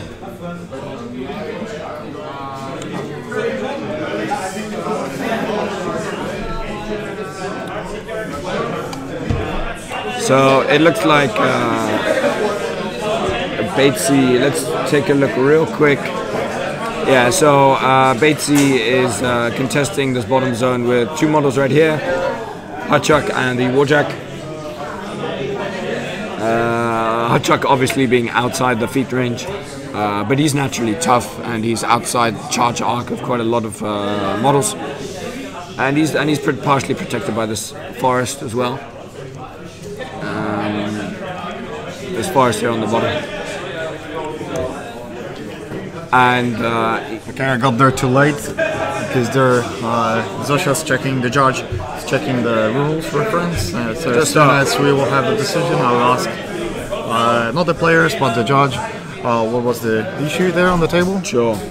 Okay, let's go to table number 5. I'm really curious how. Oh, he's rolling fast, really. This guy had some quick hands, right? Oh yeah, Chris Davies knows how to play quickly. I mean, I've seen this man play 3 turns with 3 minutes left on his clock and still win.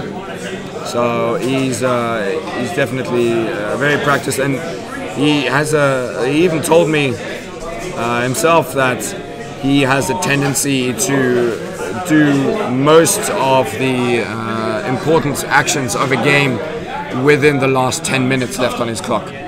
So he will play the first 15 minutes of a game quite as conservatively as possible to give his opponent as little as possible to not lose on scenario and try and eke out incremental advantages, and then he'll use the last 10 minutes of his clock to commit and just go completely bananas and win the game.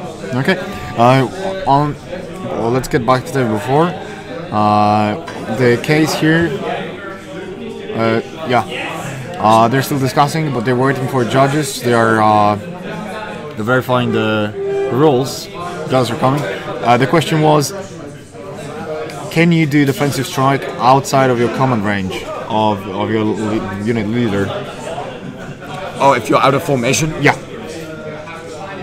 Can you make any attacks? Okay, so they are still discussing it. It depends. It depends, I guess, if the defensive strike is native to the unit or granted by a unit leader, I guess. Well, I don't know. Let's get to table number 1. So we'll let this resolve. The rules. We'll let you know, yeah. And we'll let you know how it turns out. That's a score. Player rolling some dice. I don't think anybody's scoring. That was a defensive strike. Yeah, he's doing some defensive strikes here. So he's looking pretty comfortable post feet here. Powell.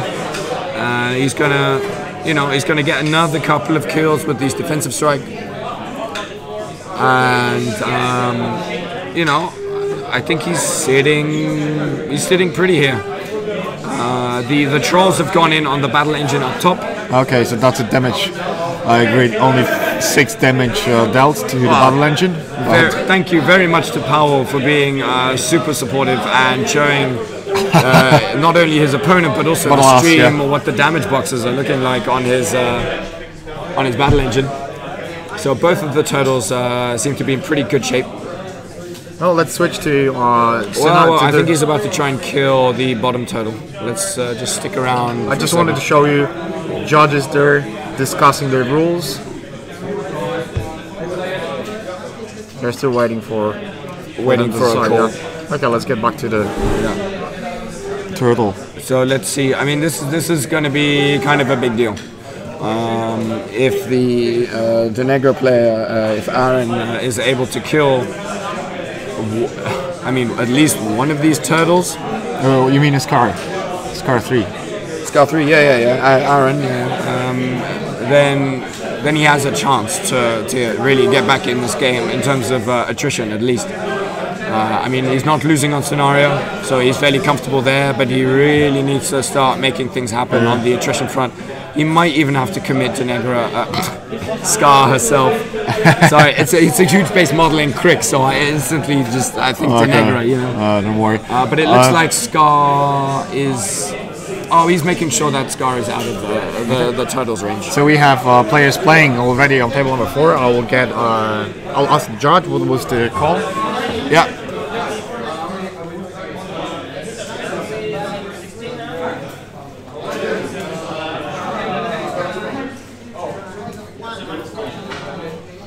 So High Reclaimer is just gobbling up all those lovely souls. We're probably going to be looking at a very, very explosive High Reclaimer turn next turn.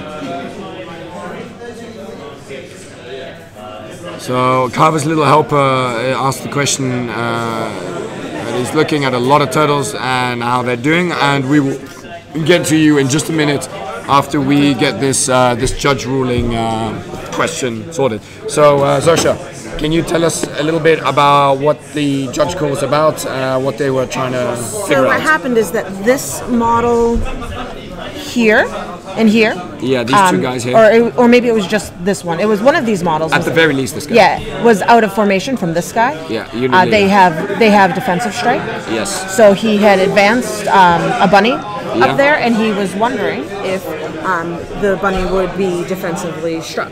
Yes. And the ruling was no. Okay. Because even though defensive strike does not specifically say that models have to be in formation to benefit from it, unit formation requires models to be in command to be able to make any attacks. Any attacks. Yeah. And that includes defensive strike. Yes. Okay. Because that is an attack. Yeah, it is any attack in or out of activation. Yeah. Okay. Very cool. So what are your thoughts on this particular table state right here? I mean, High Reclaimer is just getting loaded up, and I think he will probably feat next turn, right? He's going to feat next turn. Peter has already used his feat, the Osram player. What do you think? I have not been watching the games, I'll be honest. I've been sitting down at that end just kind of watching Table 5. Oh, okay. Table 5 and reading, so I have not been watching the games. It's been pretty quiet in this room, which is nice, so I've been able to just kind of read and relax. Oh, very nice. Speaking of Table 5, what are your thoughts on this one? What do you think? By the way, sorry to interrupt. Guys, if you'd like to focus just on one table, Table 5 is streamed on channel Warren PL2. Yes. So you can get there and just watch the whole game throughout the whole match. So, okay, Zasha, what was your thoughts? It looked... I don't know. Chris was making a lot... Good morning, Zasha from Canada. Yeah, good morning, Canada. I don't know, Chris was making a lot of grunting noises, so I don't know how he's feeling about it. I didn't know how to exactly read those grunting noises. Okay. Those may be math sounds. Yeah, that was just the sound of him calculating things in his head, I guess. Yeah, there was one turn, maybe one. I think it was one turn before this where he was debating on whether or not to feed, and he was like mathing some things out, and he's like, well, if I do this, he's like, I need at least 5, and if this doesn't happen, he's like, I guess I just don't feed, and then I think he ended up just not feeding. Cato player. Yeah, Chris. Yeah, Chris, the Cato player. Okay. No, I mean that's understandable. I mean with Vlad too, you know, his feat is really powerful feat, but it's so specific. You know, it affects so few models that you want to be 100% sure that you're going to get your maximum. Yeah, you want to get your value for money out of that feat, and not only do you want to use it to get a lot of value in terms of stuff that you kill, but you want to get value out of the defensive part of the feat as well, right? right? Like you want to be like, oh, guess what? I've forced you in a position where you have to go in on these feated models, and you have to commit like 30 points worth of dudes to try and kill one mana wall. I mean, that's the ideal situation that you want. Mitchell, I'm going to check the website to see if there are any updates. Okay, we have Pussy Animatrix dead on table number 1. Oh, here Looks we like go. Sweden IKEA already won their round. Sweden and IKEA already won. Okay. Okay, so it looks like Aaron has managed to Kill the top. do the necessary thing and kill the top turtle, because he managed to get in a desecrator. So that turned out very, very well for him. I mean, if he'd fluffed those dice rolls and left that turtle alive, he would have been in big trouble right here. But now he's looking to be in a commanding position of this side of the table. Keep in mind that we have the centrally placed obstruction here, which essentially splits the table in half. So if he can control this side of the board right here, he's able to start really scoring. He can protect his own flag. He can start flanking around this building to put pressure on the more vulnerable elements of Pavel's army. So this is good. This is a good, very good turn for Aaron. I mean, he's still not, out of the woods just yet. I mean, he's taken a lot of casualties. So he has to make sure that he gives his opponent as little free kills as possible consistently over the next couple of turns, because now See how many molos he's are kind there, of he's kind of at the critical mass whereby he still has enough models to get the job done if he needs to, but if he gives any models away for free, then he's going to really put himself in big trouble. So he has to, every life matters for him now. So he has to play a little bit cautiously here to try and keep his infantry alive.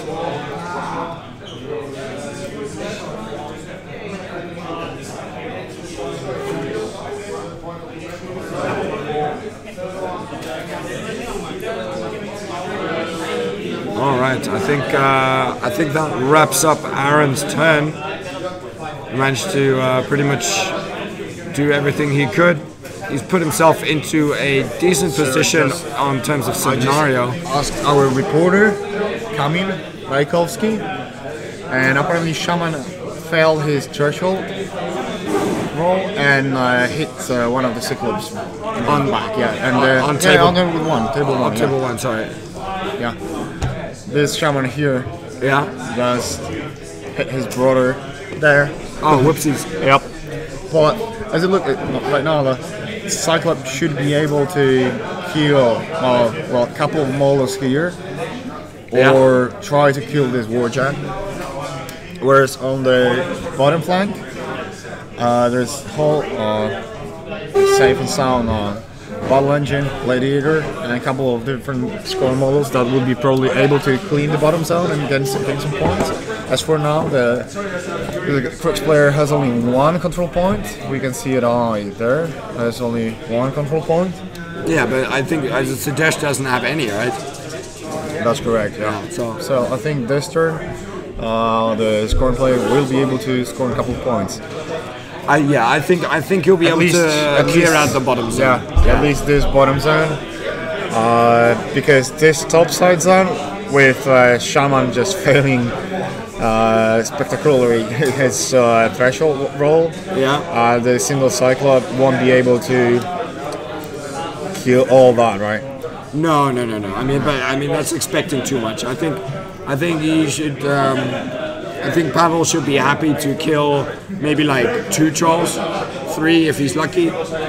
Make sure to contest the top zone and just try and grind it out a little. He's not going to kill the Desecrator. I mean, they have actually pretty decent stat line defensively and a decent number of boxes. So a light war beast is not, a medium war beast is not going to do the job here. Now let's go to table number 2 as we are seeing the sides being switched as now minion player rather plays from this part and the Trollblood player he's playing from here, right?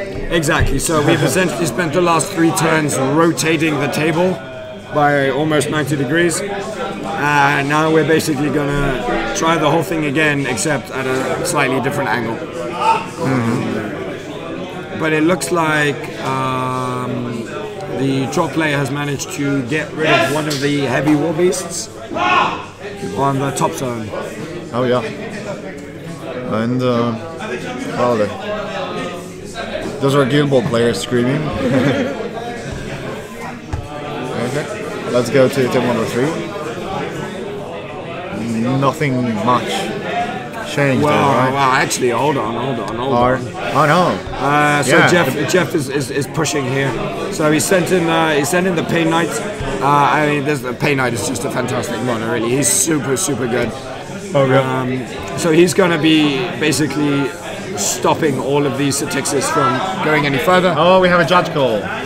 We have a judge call on table 2. We're just going to check in a second what that's about. In the meantime, we're going to be looking at Jeff do his post feet turn part 2, unpacking and seeing how aggressive he's going to be able to get here. We got some Electromancers, and I think these are going to be shooting the Pay Knight in the butt and bouncing up and just killing all of these Satixes. Yeah, but what's his defense in melee? Like 15? Oh yeah, they're Defense 13. 13 plus 4 for being in melee, and -2 because of his back, so that would be defense 15, right? Is he angry? Yeah. He's about to get If he's angry, he's armor 20. Okay. Yeah, he's angry now. And by the way, with us here, one of the players, one of the Welsh players, join us. You forgot my name, haven't you? Sorry? You forgot my name, haven't you? Yeah, I did. It's Adam. Sorry. Hold on. How's the rest of the team? So my roommate went missing last night. Nobody could find him this morning, and then he was found in the hallway on a sofa with puke all down him. Oops. Yeah. So yeah. Is he alive? Yeah, he just got smashed though against Grimkins. Wow, okay. It's okay. It's okay. But how are we doing here? Was the who's winning? Yeah, it's Poland versus Australia. I see that. Yeah. Right now, I think the only game where we can start looking at. Actually, I think they're all pretty close. I mean, on table 1, Scar 3 against Zadesh has. Aaron Whale has managed to. He took a big beating. He lost a whole bunch of dudes, and then he's now managing to claw his way back into it. So that's actually looking better than. Yeah, I mean the guy's a freaking legend. On this table right here, where Jeff is busy churning his way through all of these Quicks models, it's still looking fairly even. You know, no one has a significant advantage. Table 2, Potsy against Karol also is not. I mean, these guys are just dancing. Basically, they just spend the last 3 turns just going like this, and then. Yeah, you gotta love it. Which is, as part of the game. So they're just playing it out, trying to get positional advantages and eke out small scenario advantages. So I think 2 of the Australian players have a 1-point control point lead. So they have a very slight edge on scenario, just to put the pressure on, but no one is way out in front. Okay.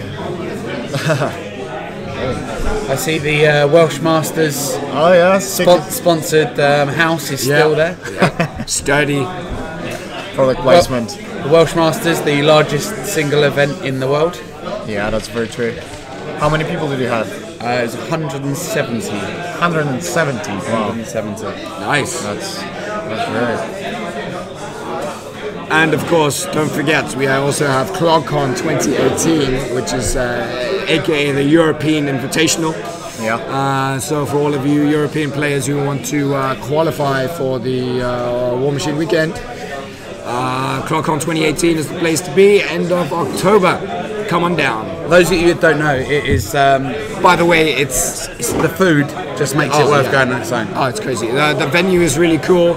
It's got definitely the best food out of any of the conventions. Even better than the food here, and the food here is very good. Oh no, Not for It's everybody. good. no. I liked it. Breakfast, you have to if you literally squeeze those potato things, I reckon you could start a Yankee Candle shop.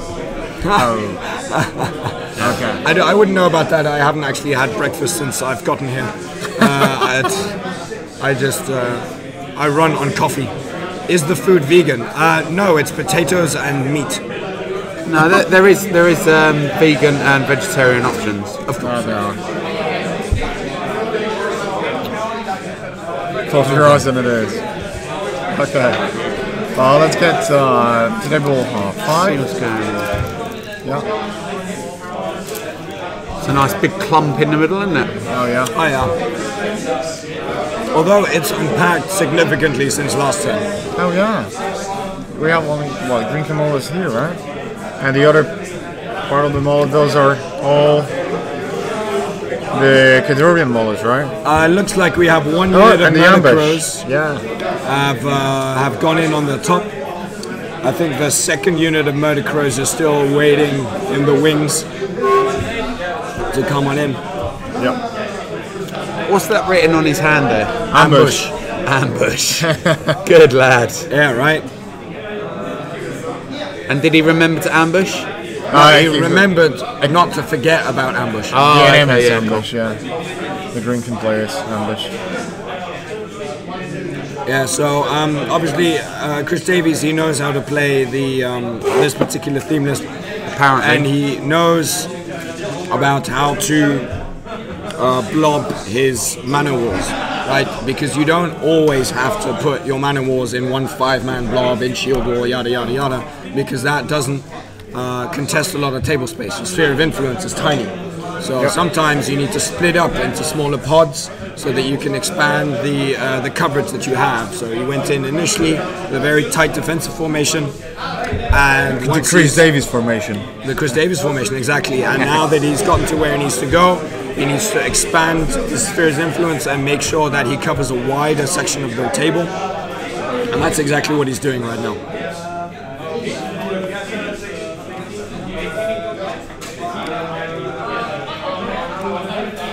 So, bit of hot news from last night, since some of you seem to enjoy that. I'm not going to name the Canadian, but he met up with a girl from Tinder last night. Oh, Nice. Yeah, she was less than 3 foot in height, and she had over double G boobs. She was a midget with massive boobs, and I've seen pictures. It was pretty impressive. Wow. He actually he's doing it for the Canadians in a way that Tim Banky couldn't. He actually made it out last night. He didn't disgrace himself. He took it for the team. It's all about the team spirit. Yeah. Yeah, man. Boy, was there a lot of spirit last night. Oh, yeah. lots of spirit. Yeah. I mean, I was actually pretty lucky because I actually managed to control my drinking last night. But even then, I still only ended up with an hour and a half of sleep. Not because of my spirit consumption, but because of somebody else's spirit consumption. So that lost teammate of yours, I was actually the one who found him. Oh wow. Yeah. Yeah, she was under 3 foot. Oh yeah. Under 3. Master Bates didn't have the base himself last night. I'm gonna check the tables. What's the status on? Yeah. Wow. Live reporter. Really? 80% boobs. Yeah, pretty much, Pretty yeah. much was, yeah. That's pretty top heavy. All right. So it looks like Chris has managed to successfully unpack his formation. This is a real shower of, Yeah. it's really The problem It's with the Grimkin player is really stale. okay. Let's we got some action going on here. your whole zone here is cleared on the bottom as we. Oh put it wow! out. There we go. Yeah, here we go. So the dead pile is growing dramatically.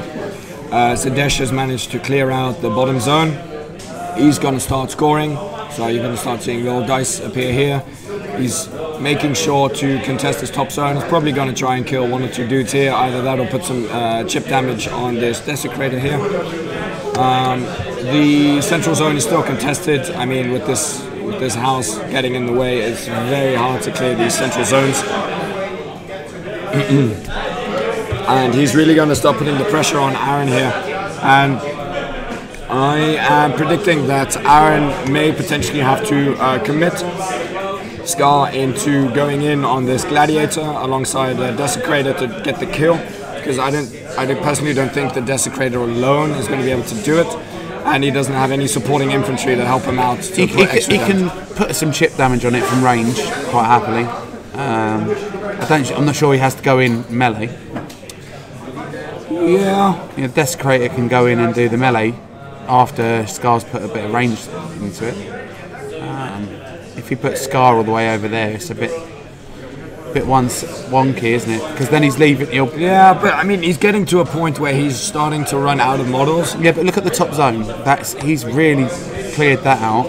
What's that? What he can do is he can put Scar into this guy over here, free himself up, extricate himself from this top, and that way he can use Scar to score both of these zones, or to at least try and score both of these zones. If you look behind the house, That's Shaman. and what's that behind the bottom side? Ah, the bottom side. That's Zadesh himself. That's the dash. Okay, so he can't contest. So this is interesting. Yeah. Okay. I need to pop out for a second. Okay. Oh.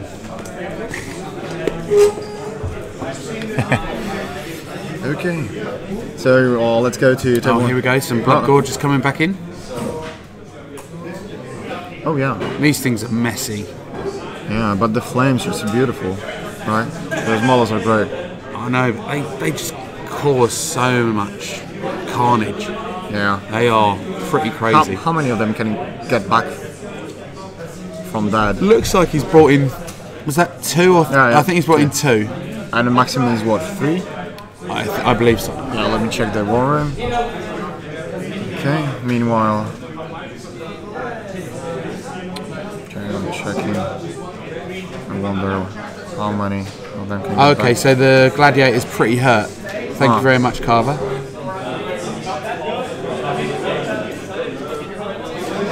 Jessica, right? That's the. Yeah.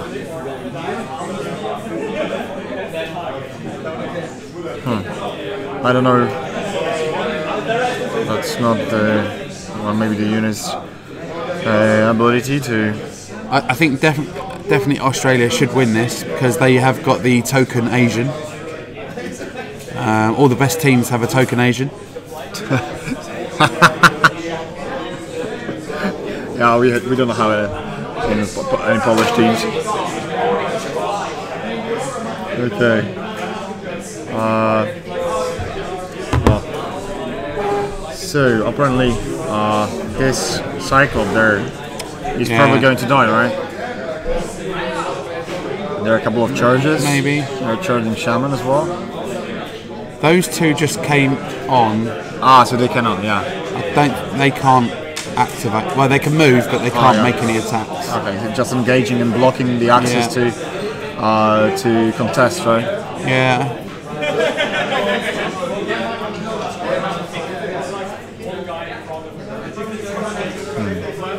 Can't see him vulnerable, Zol. Yeah. I can go and have a look if you really want me to. I can grab that. Oh, okay. I'll go on.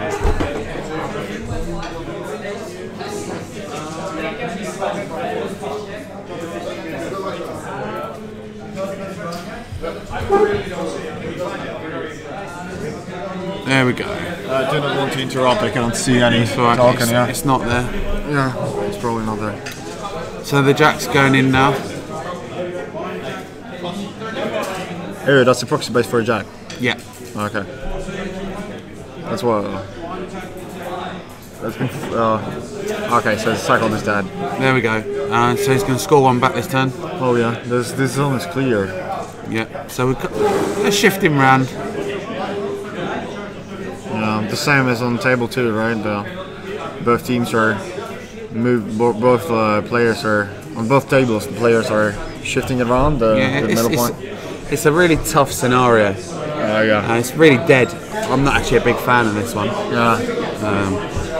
Zones are really close to each other, easy to contest, really difficult to score, right? Yeah, definitely. And I think you have to move around and shift.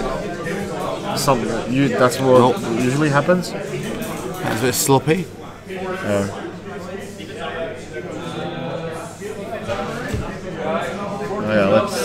Shall we switch to table number 2? Can we just see this turn out? I just want to see what happens to that gladiator. Oh yeah. Okay. Yeah, the spell on gladiator would have been huge. Okay, so we have some charges against gladiator. I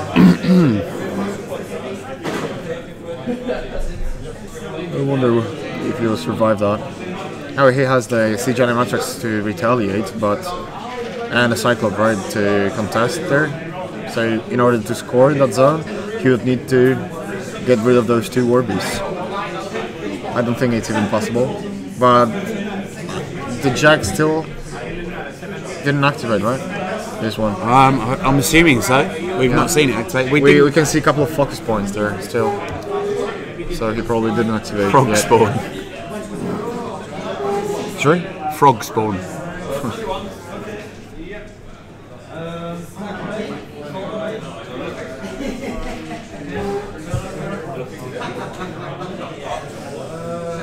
You reckon what was that? Carvers? You reckon the gladiator's out of control?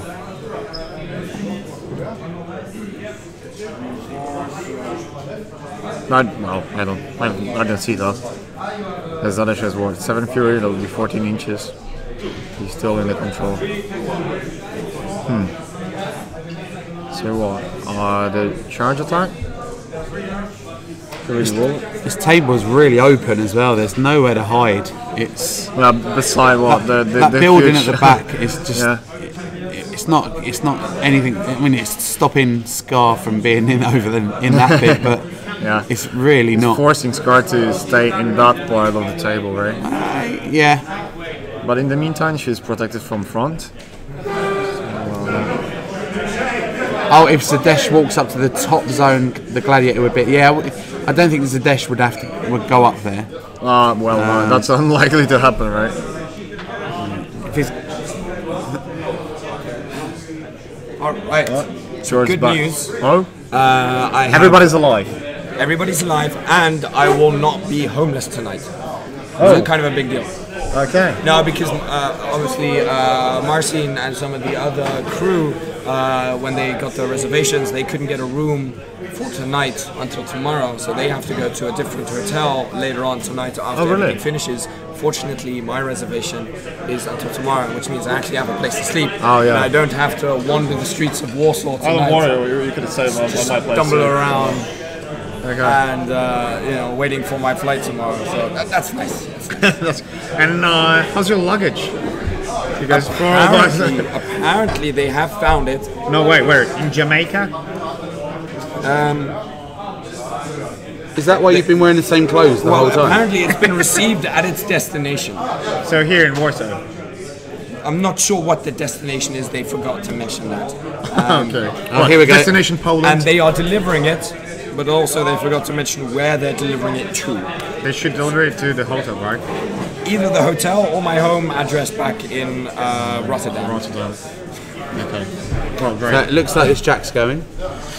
He's just measuring it out. Oh, okay. And the ship just shifted it. Okay, he's measuring the distance. Looks like what about the free strike? What about the free strike? Yeah. The ship has hit the fan. That pun is terrible. Aaron is going to be taking a scenario lead now on, I think, 2-1. It's going to be at the end of this turn, I think. Oh, yeah.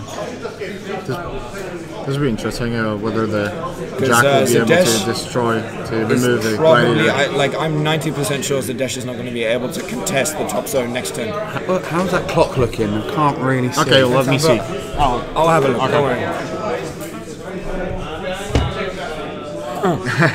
Nice. Yeah.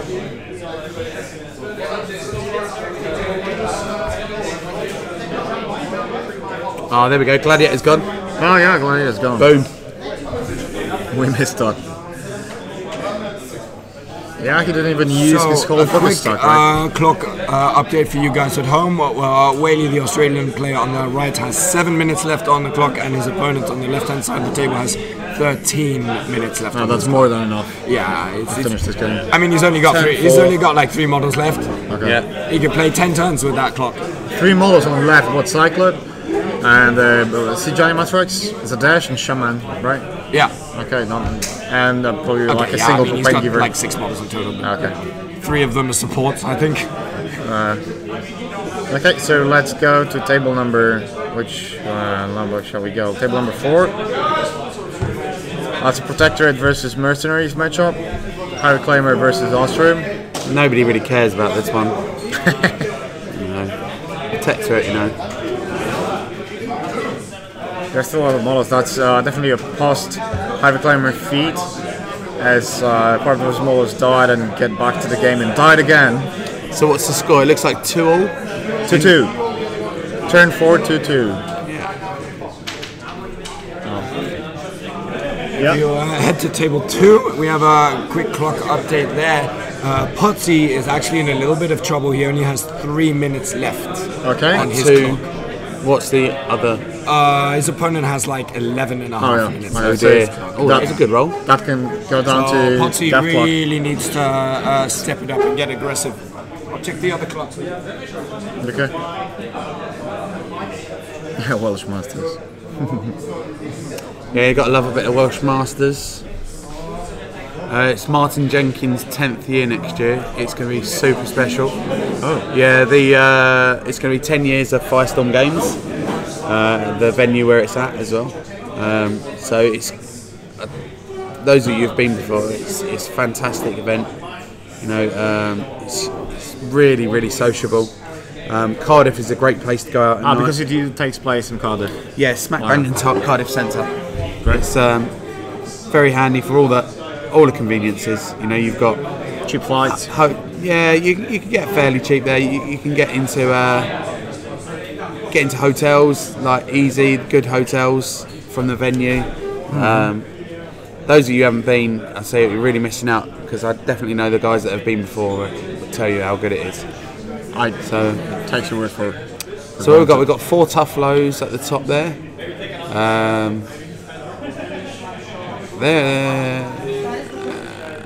This is looking really bad for the minions. That's Lord Borg changed the nickname, and now the R is capital. So you don't mispronounce as Lord Dork. Lord Dork. He's still going to be Lord Dork. I don't want to speak ill of BonesCon, but I won't be going this year, and it's moved in closer to me. Okay. By the way, just a quick clock update. So on tables 1 and 2, both of the Australian players have less than 4 minutes left on their clocks, so they're under a lot of pressure. And on tables 3, 4, and 5, it's actually fairly balanced, with both players on each of the tables having just under 10 minutes left on their clock. So there's no time crunch on those 3 tables. But tables 1 and 2, so Aaron and Potsy are going to have to play very, very quickly over the next couple of minutes. I bet that Christopher Davis is still a clock advantage.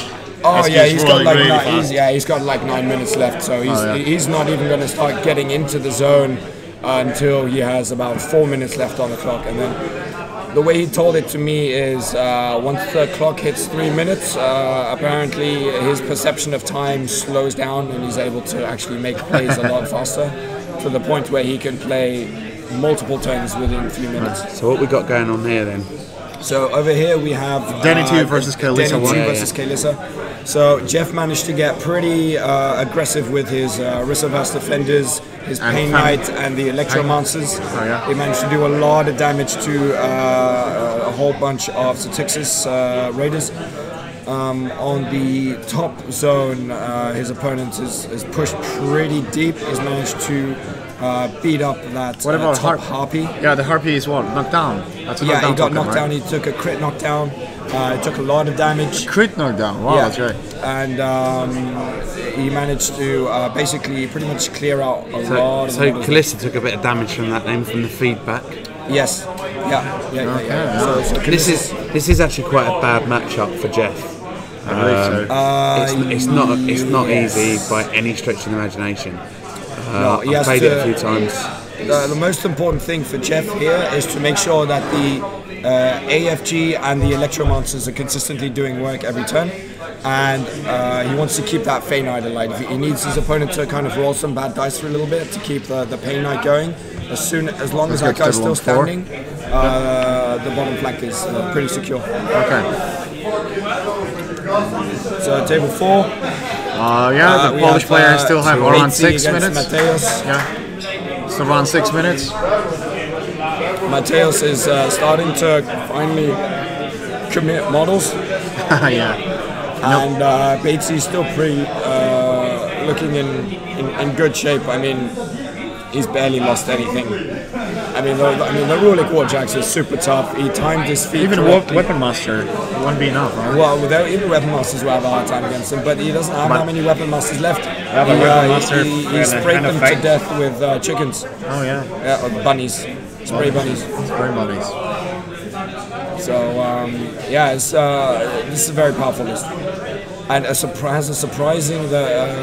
Batesy's list has a surprisingly decent amount of range firepower.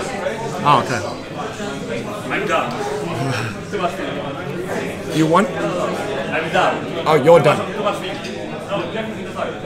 Okay, so we have on table 3 okay. One of the Polish players, Konrad, he said he's mentally done. Yeah, I think he's Pretty tired. I think he is, but he's also playing the game a little bit there. I think he's all right. Yeah. Oh, look at that, trick ones. Woo! Good roll. Yeah, but that's the mental cost of playing a high model count army, like is the Negro 2 list. Is that it's a lot of numbers you have to crunch, it's a lot of dice rolls you have to do, it's a lot of positioning things that you need to take into account.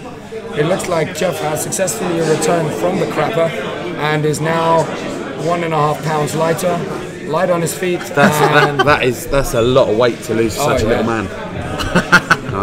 But he's shed all of his anxieties and now he's confident and ready to go into this match again and to kill a whole bunch of Satixis Raiders. Let's take a look at table number 5. Yeah, table number 5. Okay, let's go to table number 5. Chris has been up to. So Old Witch is starting to backpedal a little bit because of the hammer the hammer's getting close. Yeah, but look, there are still a lot of Grimkin models left, right? No. Well, in comparison to the previous turn. I think not so many models disappear, but okay. And a cool Hulk style Cage Rager.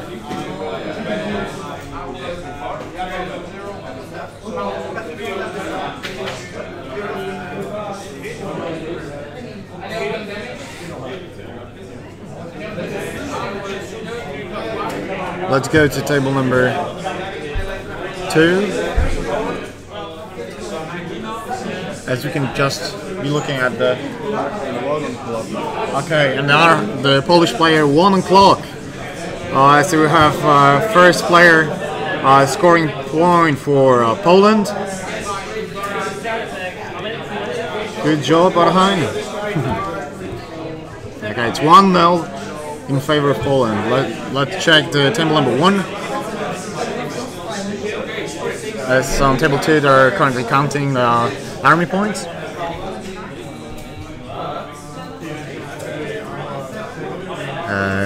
Here we see what? 3 to 6 scoring models left.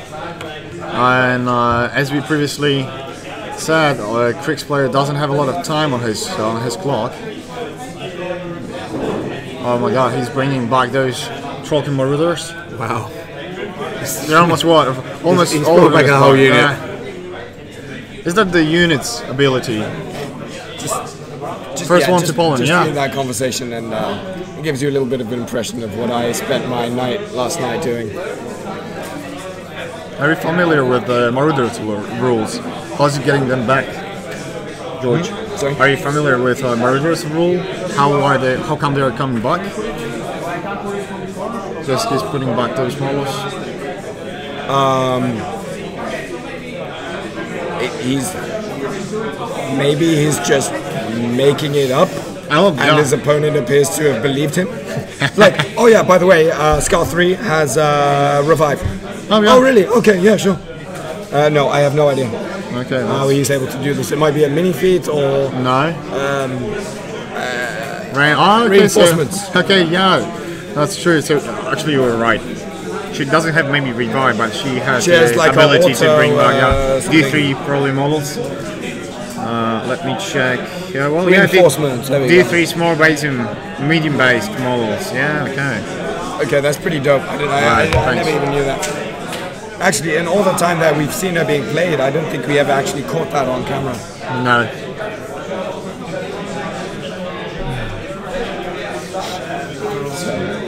Yeah, we see that. Thank you, Adam. Yeah, sorry guys, there's a delay between the conversations that we're having and us being able to see the chat replies that you give us. Please check the overall results and let's see how many teams already have finished. Canada Beaver. Yeah, the Finnish have beaten Finn Louis. Have beaten France Goldrick.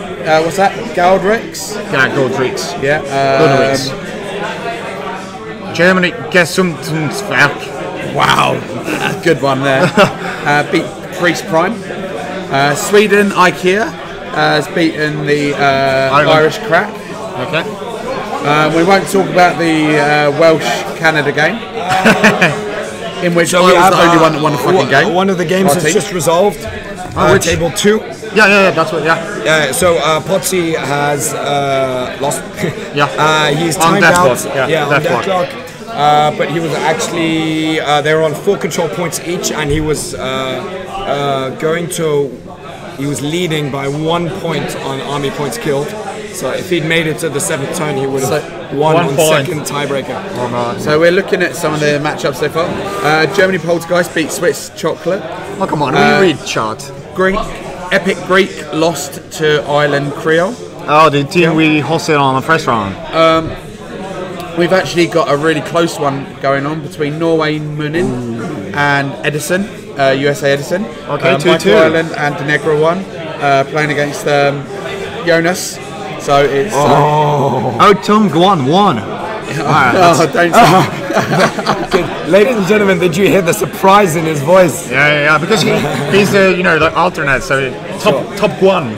Top one. I mean, also he's an MTG player now. So. England Roses beat Russia Sputnik. Belgium Central Chocolate beat the Netherlands. Hungary has beaten Denmark 2. Sweden Dace has beaten Finland Ikutas. Oh, we have a handshake. Shaky, let me find out. I believe the active player was the Australian player. Yeah, Scottish Iron Brew beat Spain Red. Oh. Portugal Primal beat Russian Bears. Portugal Prime beat Norway. The third team. Slipper. Yeah. And then the other one is Spain Rogues beat Ukraine Boars. Oh, Ukraine Boars. So now there are quite a lot of matches that already have finished, right? Doesn't look like any surprises there. No. Okay, well, let's take a look at the overview.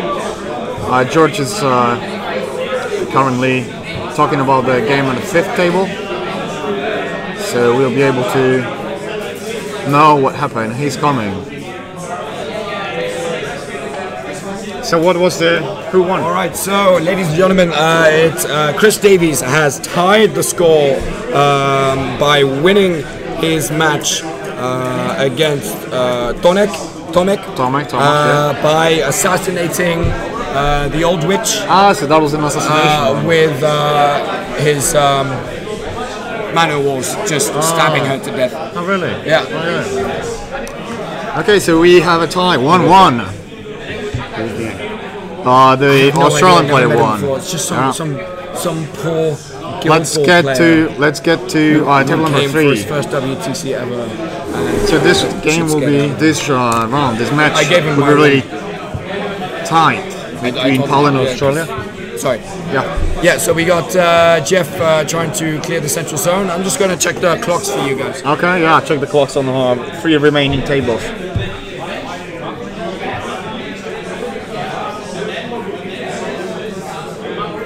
Oh, double 1. Okay, on table 1, we have 2 minutes left on clock on both sides. Jeff trying to clear the zone there, rolling double 1s. That's not how you are cleaning the zones. That hurts.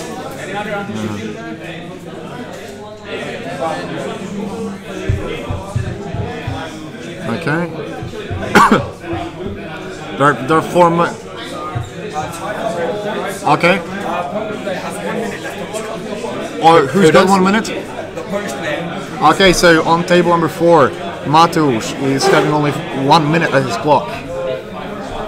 Yeah, last minute. Yeah, they're tied up on score. And 55, 54. 55 seconds. He's going to make something happen. It's going to be tricky. 51. This doesn't look good. Turn 5. I can't see it. Turn 5, yeah. I think that's it. He's going to clock. They pause the clock. 30 seconds. 38 seconds, that looks like. Okay, they were. That was a beatback, probably. Yeah, Bates's just going to be able to. All he has to do is clear the zone, shift the clock, score 1 control point, contest the bottom zone, and he's in good shape. Okay, 25 seconds left. Heavy here. This is pretty much what won him the game. That heavy's been standing there the entire game, contesting the two zones, middle zone and bottom zone. All game. So this game might go in favor of Australian player on time. Now we have some information from our live reporter. What was the?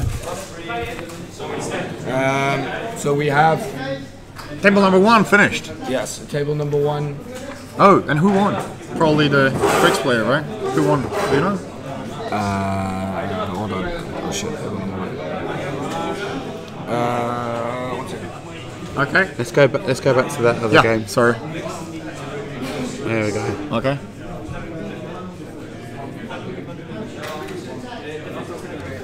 George is checking right now who won on table. Okay, so we have Aaron Whale taking 1 point for Australia on table 1. So it's 2-1 for Australia. So we might be looking right now at the game. The score now is Australia 2-1. On table 1, Aaron Whale managed to win by going to turn 7, and he won on the control point tiebreaker. So that leaves table 4, where Batesy is probably about to take it, and table 3, where Jeff and Con are still pretty evenly matched. Right. That's the most even table. If Batesy keeps this up on table 4, then it looks like Australia is about to win this matchup. Yeah.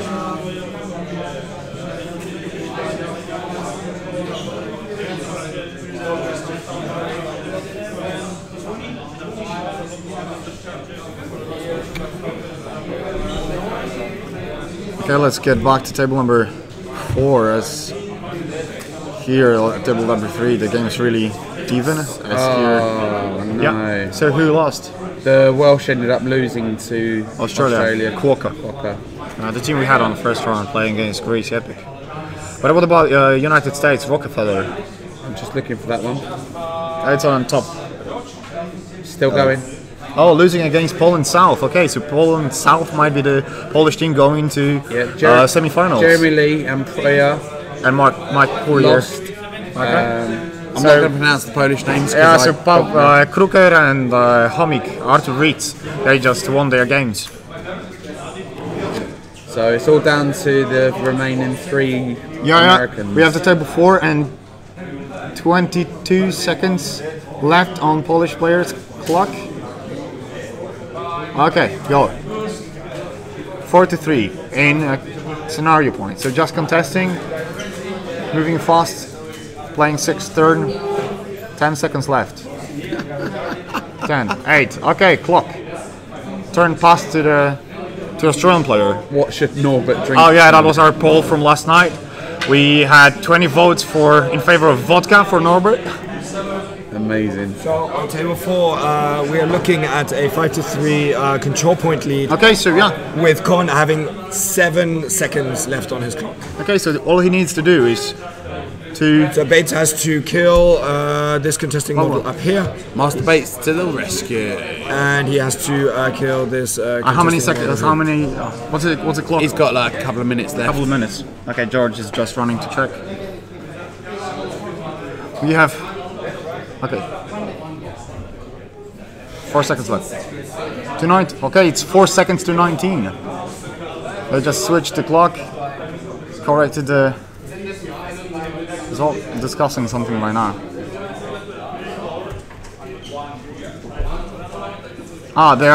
They're pausing the clock just to count the points, so they will count it correctly. Okay, 4 seconds. Okay, 1 second left. Wow, 1 second left. Okay, Mateusz, quick hands.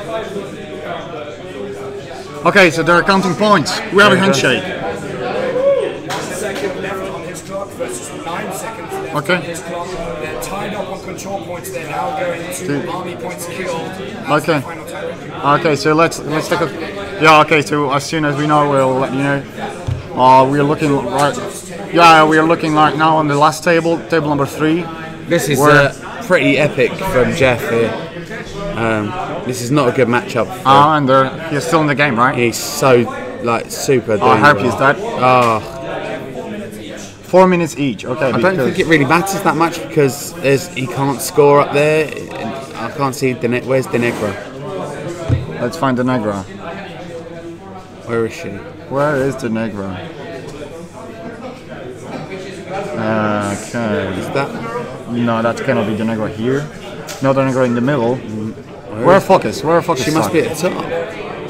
Where's Focus? George, where's Denegra? Where's Denegra on the table? Where's Denegra? We can't see her. Okay. Was that Denegra? No, it's moving all units around. Is that her? Yeah. Unless that's her. She's ghostly. Yeah. That's a ghostly looking model. So yeah, he can score that. Oh yeah, quick paint job. That'll get him to 1-1, or is Jeff 2-0 up?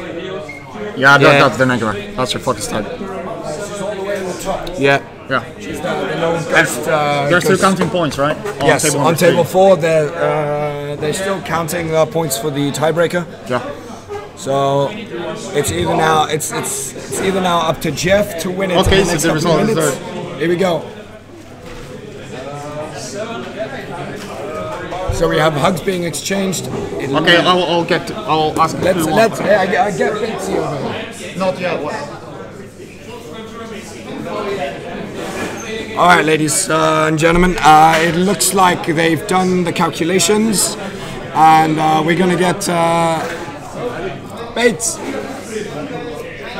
Okay, so Mateusz lost on points on second tiebreaker. So it looks like Australia. Australia won this game, yeah. That's right. Australia wins so far, having 3 games under their belt, with the last game still to be resolved, with Peter Bates beating Mateusz. Oh my goodness, these names. Mateusz Dziewanowski. That's the one. With going to turn 7, being equal on control point tiebreaker, and then winning on the army points killed tiebreaker. So we're looking on the super close. We're looking at the last game being played. it won't change the result. Australia still is winning. They've won. They've won the match. Yes. Yeah, they won already the match. Yeah. But super close. I mean, we've had. Oh well, we'll have. We'll ask players what did they think about the matchups, what went wrong. Yeah. And we need to make sure. We wanted to check something with the Scorn player, right? Why did he choose Zadesh 2 over Zal1? Yeah. What the matchup process was, and the caster selection there. But in some incredibly close games here. I mean, the three games that the Aussies won, they won with a combined clock total of about 2 minutes left. Oh, look at that! And AFG running to contest the Beetle. Cricket. The cricket is really good at contesting. It's a pain in the ass. It's not actually majorly good in this matchup. No, we know that Australia already won. Except for taking on the Jacks. The AOE does not work against the statistics. They're a pig. Ooh, Austria is in. Yeah, we didn't focus on the game being played in the same room. Austria against Czech Republic. I will ask who you want. Okay. Yeah, sure. I will check it. Yeah, so the last game that you're watching right now between Jeff and Con, both players have 2 minutes left on their clock. It's going down to the wire. Currently entering turn 6. I believe they both have 2 control points. I've checked who's winning, and apparently we are just looking at the last game being played. It's 2-2. So this last game played will be decisive if it comes to Czech versus Austria. Oh, very exciting. Oh yeah, so Czech Republic, surprisingly good performance, right? Yes, I didn't expect that to happen. Nobody pointed. Nobody saw this coming. Yeah. Nobody knew that they would. Nobody expected that they would make it this far, and I got to give them props. I'm kind of hoping that they take this game here. Secretly, because this is the underdog story, very similar to Team Finland from 3 years ago. Yeah. That just I just want to show you. I just got everybody. Nice Austrian hat, so I'm not trying to be biased anyway, right? But I accidentally stole a hat last night. Accidentally stole last night. Yeah, I did. Let's discuss our hats, right? It got put on my head. Okay. And well, of course, I'm wearing my trademark Netherlands hat with a flag, which is how you can recognize me at all conventions. Because you're rude boy, innit, bro? That's your War Machine hat. Yeah, mate. No, people wear their caps back to front on. The game is still. I mean, Jeff and Con are just duking it out. But look at Disable. Disable is really like the other games.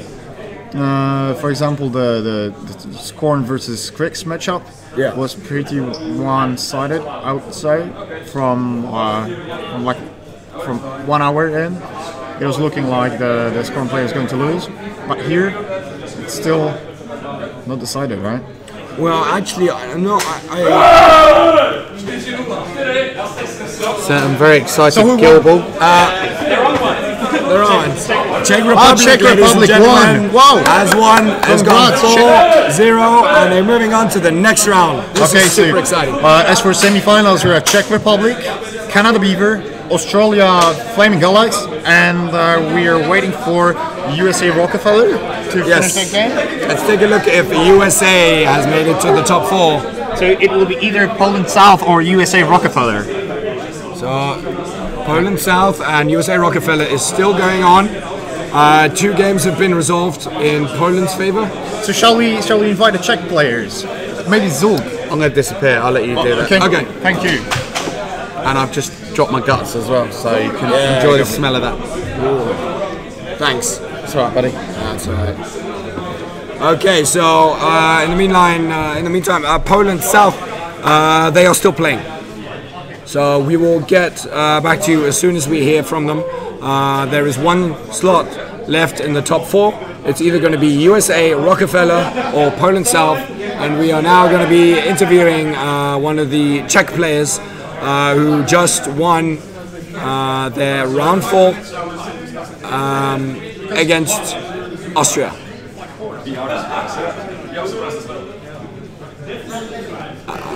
Okay. Czech captain agreed to be interviewed in a second. Okay, fantastic. We're still looking at the game. In the meantime, we're still wrapping up here. This final game between Australia and Poland. Yeah, Poland Central. Central. Look at the everyone's crowd crowded around. Of course, you. This is the kind of point of the game where you always want the judge just hanging around the table. You have teammates cheering up for their. I will have a clock check with. Okay. Seconds left. Yeah, that's it. 2 seconds to 8 seconds. What? Okay. Handshake. So is it 4-1? Okay, Australia won 4-1. So the only game won by Polish players was the Trollbloods versus Minions. Right? Has managed to clock his opponents. Wow, that's amazing, really. Okay, 4-1 in favor of Australia. Well, yeah, we cannot stream Poland South playing versus USA Rockefeller, but yeah, okay, we have the results. It's already 3-0 for Poland South. So Poland South will be the 4th semi-finalists. Congratulations! So USA Rockefeller got knocked out from the competition. They're still going to play 2 rounds, but they're not going to play for the first place. So we have Canada Beaver, Poland South, Czech Republic, and Australia Flaming Allies in semi-finals. Good job. Okay, allow me to go and find Czech captain that will agree to be interviewed. I'll be right back. George, could you please come? I'm going to look for Czech captain. Yes. All right, Batesy will be joining us for a quick debrief of this match that we just saw. Very, very close and tense game between Poland and Australia, with all of the games that the Australians won either really like boiling down to seconds. I mean, Jeff versus Con. Jeff had 6 seconds left on his 3 seconds left on his clock. Rockefeller lost, but I already said that. Okay. So Jeff against Con, the last game to resolve. Jeff had 3 seconds left on his clock. The game where Potsy went up against Karol. I think he had something along the line of 7 seconds left on his clock. Batesy also had a very, very, very few seconds left on his clock. It went down to the wire with clock almost running out, control points tied up, and the only difference being the army points, which is really, really close. Yes, the USA unfortunately is out of the running. We are now being joined. Hold on. Yeah, you can sit in the middle. Hi guys. So hold on 1 second. Yes. A bit to the back. A bit to the back. A bit to the back. So we are having here. The camera there. Yeah. Right Hi guys. A bit to the back. Yeah. So we are having here right now. That's a Czech captain. Yeah. From a surprisingly good performing team, right? Yes. Yeah, surprised too. Yeah. Well, you're surprised too. Okay, so you'll introduce yourself. What's your name? Sure, I'm Tomáš Sedloň from Czech Republic. Okay. Prague. Yeah. Actually, you're from Prague. Yeah, from Prague. Beautiful city. And our meta has recently died, so pretty much all our players are from Brno, which is the second largest city. That's fine. Okay. And I think we built a solid team this year. Like with Simons Battersby with the Legion Enemak, that's crazy. He's won the Swedish Masters recently, so it's pretty good. Yeah. I've just grown Dreamer pretty much the whole year, and Dreamer is an amazing caster if you can choose matchups even in a bit. Something like 50-5 with her currently, so that's crazy. Wow. We've got a great Kriegs drop over there. He doesn't play all that much, but he watches a shit ton of reports, so it's really good. Those players playing in Poland. We actually don't have the Slayer spam because we think that's bad. Yeah, there are better things in Kriegs right now. And then we've got the Signar caster, who is great into all the metalists, which is a good drop. And then you got Loke, because of course it was tested for Crucible Guardians, crazy in Convergence. We have our friend Zulk here in the team as well. Yeah. Come on. Show yourself. For all those players playing in Poland, everybody knows Zulk. He's really nice. Really nice, really So yeah, smiling wine. Okay, Dude so from Czech Republic. what was your Come on, Czech, what was yeah. your preparation like going into this, and how did you do it differently than previous years? I think that's. Have you been here previous year? Yeah, we've been here like for 3 or 4 years. We okay, I didn't pretty check much that. ended in the middle or after the middle each year, and And we now, just boom. didn't have enough players. But the meta has grown. We've got good players now, so that's Nobody so that's told you to fine. lose, right? Yeah, nobody told us to lose. Yeah, and we've actually done a lot of work on the pairing process in Okay. advance, so that helps as well. Yeah.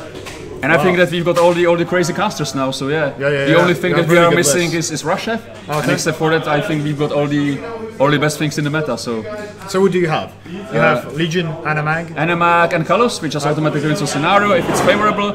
We've got Dreamer, which is just a general drop, and then Child versus all the armor bricks. Okay. Then we've got Zulk with the Satixis. And Ghost Fleet. Alright, so but the Warcasters? It's Danny 1 in Satixis. And it's actually, what's the second list in Zulk? I knew it. What's the second list for Zulk? Second list. Yeah. Dark Horse under. Oh, sorry, Dark Horse under Caravan. Really Yeah. strong But the list. statics is really great in the meta, just because any jack spam kills the Slayers under. So that's Over fine. underdog, yeah. Yeah. And, That's right, ladies and gentlemen. The Negro one, The still Dreamer legit. and Ah, Dreamer so, Child, we've got Locke and some random ship that we never drop. So But you have Lock that's in not Convergence. Crucible Guard, right? That's Convergence. That's the good Convergence. one. That's the crazy one. Yeah. Where's your score sheet? Oh yeah. No idea. Somewhere over there. You won't accept it, isn't it? They're all clutch triggers, so I didn't take it. Or on the I'm ground looking maybe. for a score sheet. Yeah.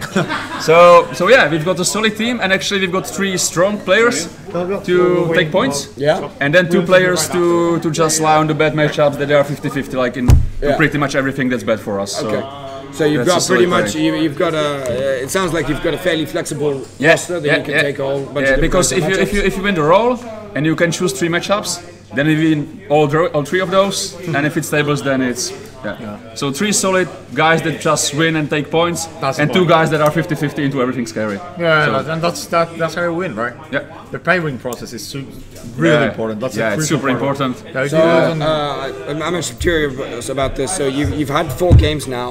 Out of how many of those games did you win the initial? Yeah, dice because roll? after first day you. The first was 5-0, I think. Then it was. I mean sorry. the initial dice roll to choose who wants to choose. Not a tables or single pairs. one. Not a single one. Okay, and I rolled terrible. I'm a terrible captain, so not a single one. And you won Okay, 12 games and what out did of you- 15 Yeah. yesterday, and Yeah. now you won what 3? So it's it's already 15 out of 20 games, right? Yeah, that's fine. That's fine. Yeah. That's very impressive. Like I said, we Zul seems to be really excited. Just walking around. You just got player that takes points like 100%, and then 2 players that just are 50-50 into everything. So Good job, good it's job. good. Yeah, thanks. Thank you for joining Yeah. us here. Congratulations and keep it up. Congratulations. Thanks, guys. Can I keep that or do you want that? We'll give it now to the Australian. Okay, so captain, yeah. Yes. take it, man. Okay. See you guys. All right. Thank you. So next up, we are going to be interviewing Peter Bates from the Australian team. We're just waiting for the camera autofocus. So there we go. Oh yeah. Hello. Hey. What's your name? Pete Bates. Okay. And you're the captain for Australia? Okay. Australia Flaming Goliath. Fran Goliath. Okay. So first of all, congratulations, Congratulations, on yeah, making it very to the much. final 4. That was a very tight game. So we've had hard games every Yeah, single it round. ended up like almost 3 tables have less than 10 seconds combined. Yeah, that was very similar to our round 2 against the Italians. Oh, I Italians, think yeah. every one of our games finished with about 5 minutes left. So very close. So, what was your thoughts on the initial dice rolls and the matchup selection and the table selection? Do you think that went in your favor? I think matchups did. Okay. We I think we got 3 50-50s and 2 favoured matchups. Okay. We were a bit confused, surprised that they put up Scorn first, just because we thought we could pin Scorn in 2 good matchups. Okay. But yeah, like outside of that, we got some good games in terms of we avoided our bad matchups. Okay. That's our philosophy. Yeah. So Which specific matchups were you trying to avoid?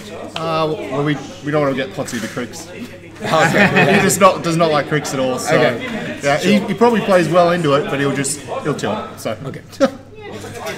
best to avoid. You want to maybe save that for the final and not tilt him like halfway through the competition. Sure. Okay. There's a question from chat that we should ask you if you like Zone 1. Which? Zal won. Zal won. Were you happy that he took Zadish too? I think Whaley was. Oh, Whaley, yeah, sure. You were playing against. I was playing the Menoff game. Fourth table. You played with Tomasz, with Mateusz only with 1 second left, right? Correct. Yes. Yeah. They went down to points. Amusingly, we both played the same matchup in round 3. So, oh really? Yeah, Horrorclaimer versus Ostrom. He won his game, I won my game. Oh, okay. So it's a coin flip. Okay. Okay. For sure.